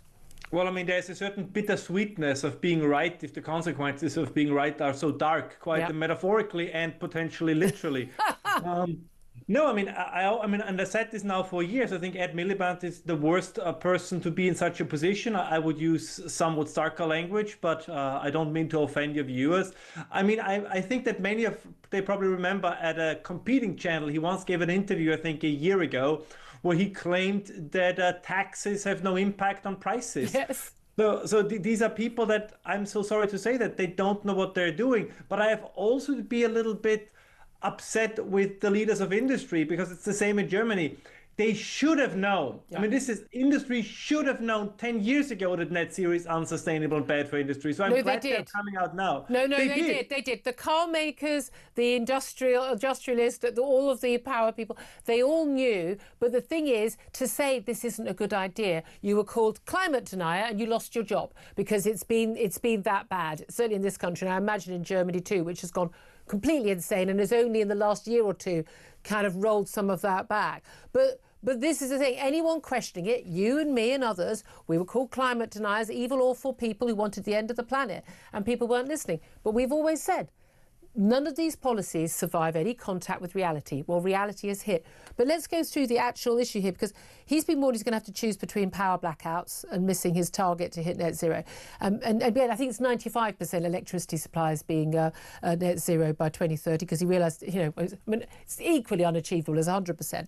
But they say there's such a backlog of routine maintenance on the electricity network, they can't maintain the grid's resilience and at the same time spend what is going to be billions upgrading it to handle new wind and solar farms, and of course significant delays in actually building our nuclear power stations, which are supposed to be there to give us reliability and backup. So the reality is, if they keep on this route, we are going to basically have times when our electricity and our power go off, aren't we? Yeah, and we had the example in Spain over the summer, right? Yeah. And Spain is at least giving their geographical position much better suited for solar energy. The point is, once you hit 50% of your supply with renewables, particularly wind and solar, not counting hydro, your grid comes under massive stress. So every single pound you would spend on renewable production, you would also have to spend on grid investments, but that's not happening. So these blackouts, by the way, again, this is not just a UK problem. Yeah. If you look at a radiation map, how the sun hits the earth, so to speak, Northern Europe or Europe in general is like the least ideal place in the world to do solar. I mean, let's be completely honest. I love the United Kingdom. I love the British Isles. But nobody says, let's go to Britain. It's all those sunny days over there. I'm looking out the window right now. Yeah, to be fair, do they say that about Austria? No, it's the same here. I mean, my favorite example is always northern Denmark and in Norway, where you literally have entire month without any sun and you build solar panels there. Listen, if you have a beautiful estate in the countryside and you want to put a few solar panels on your roof, be my guest. That's fine by me. If you are a prepper and you want to be isolated and independent from the grid as much as possible, fantastic. I'm all for it. But to say you want to raise your entire economy on it, your entire industry in it, that's just not going to work. Unfortunately, apparently we are running the experiment. Yeah, well, exactly. And it is an experiment and it's all totally unachievable. And anyone who's been paying attention has said it's unachievable, and B, it'll be a massive cost financially and to our sustainability. But at the same time, they're having conversations about this, such as they are. At the same time, we're talking about we need to spend more money on defence and we need to have a stronger economy. But there's never been an example of any country with high energy costs that has a booming economy. You can't make any of the items, the military items that you need to have a stronger defence if you haven't got affordable energy and the ability to cast steel and things like that. So we've almost got two or three policies that are directly in contradiction of each other. Well, it depends how I look at it. I mean, I tend to say that what transgenderism is in education is net zero to the economy. It's a separate reality that has nothing to do with reality. And the problem is a significant number of Western politicians have decided to live in a world that is entirely detached from reality. That is a condition you can maintain temporarily, but not permanently. And I'm afraid that, sooner or later, reality will reassert itself. Yeah. And the longer you try to live in non-reality, the more difficult and the more painful return to reality will be. And just as a quick add-on, the price for this return to sense and reality is not going to be paid by the Ed Miliband's. It's going to be paid once again by the British working class. And it's certainly not going to be paid by all the green companies who are currently taking a load of subsidies to produce energy we don't need or not produce energy. It's the fact that we pay wind farms not to produce energy. It blows my mind. And we've got this mentioned. There's a £24 million taxpayer-funded net zero system at one of the UK's busiest ports, the Sea Change project in Portsmouth, completed last year to enable ships to switch off their engines, plug into the electricity grid when berthed, cuts emissions emissions, boost air quality. What's not to like? It's never been used because it's too expensive to be run. You couldn't make this stuff up. We've also got Keir Starmer. He's drawing up plans under which he desperately wants to get us back in the EU. And he's drawing up plans under which basically we will cede all control over our energy policy as part of a sort of a closer realignment with Brussels. And we will basically ramp up our net zero targets at the same time. So less control, giving into the utter madness of what's going on in Brussels as well. I mean, just as at a time when quite a lot of countries in Europe, like Germany, are going, uh-oh, think we've made a horrible mistake here. Well, I'm not sure that they do. I mean, one thing, and this is very important for me to say, because that's a general phenomenon. For many years, we believed, at least I did, Julia, I don't know about yourself, that all these crazy ideas, they're limited to academia, they're limited to the universities, they will never penetrate the broader policy debates. And here we are. This was the mistake of conservative or right-wing movements for basically 30 years, that every crazy idea that gained steam, we said, don't worry about it. Once these people get into office, once these people get into industry, into private sector, they will give up on it. They will immediately realize the wrongness of their ways and so on and so on. Nope, they did not. They rather bend reality to their will than bend their will to reality. And we're all going to have to pay the price. Yeah, and the reality of sitting in the dark and the cold is going to come to us. Ralph Schollerhammer, thank you very much. You've been a voice of reason on this for so long. Appreciate that. Benedict Spencer, we've been saying this for years. It's all madness. I've been called a climate denier among the many things I'm called. But I'm not opposed to the idea of living in the dark and the cold. I'm from Norfolk. This is how I grew up, and frankly, it appeals to me in this life without a phone, which I think all of you should ascribe to as well. Keep trying to throw away our phones. Nothing to do with saving the planet. The whole way through the show, it keeps going. No, but the thing is, people laugh about this. But you know what? The heating goes off, the lights go off. People die. Oh, of course they do. And this is the reality of. I joke about this, but it is the reality of the situation that we face. And it's just the obstinacy about it all. Not even there isn't even an emergency backup plan for just in case the wind doesn't blow. What do we do in that situation? Ed Miliband is either lying to us and knows, or he is as insane as we think he might actually be. Both of these options are bad. Yeah. Anyway, here's an option. Upbeat note. No, here's an option that is very, very good, though. Mr. Peter Carball's in for Ian Collins. I assume he's off on half term. I assume so, yes. I no longer have a child at school, so half term is not a thing to me anymore. It's not a thing, doesn't exist. Yes. Gets in. Children are always off, though, aren't they? I mean, they barely go to school these days. Yes, indeed. You're talking about a great option. Obviously, our next Prime Minister, Ed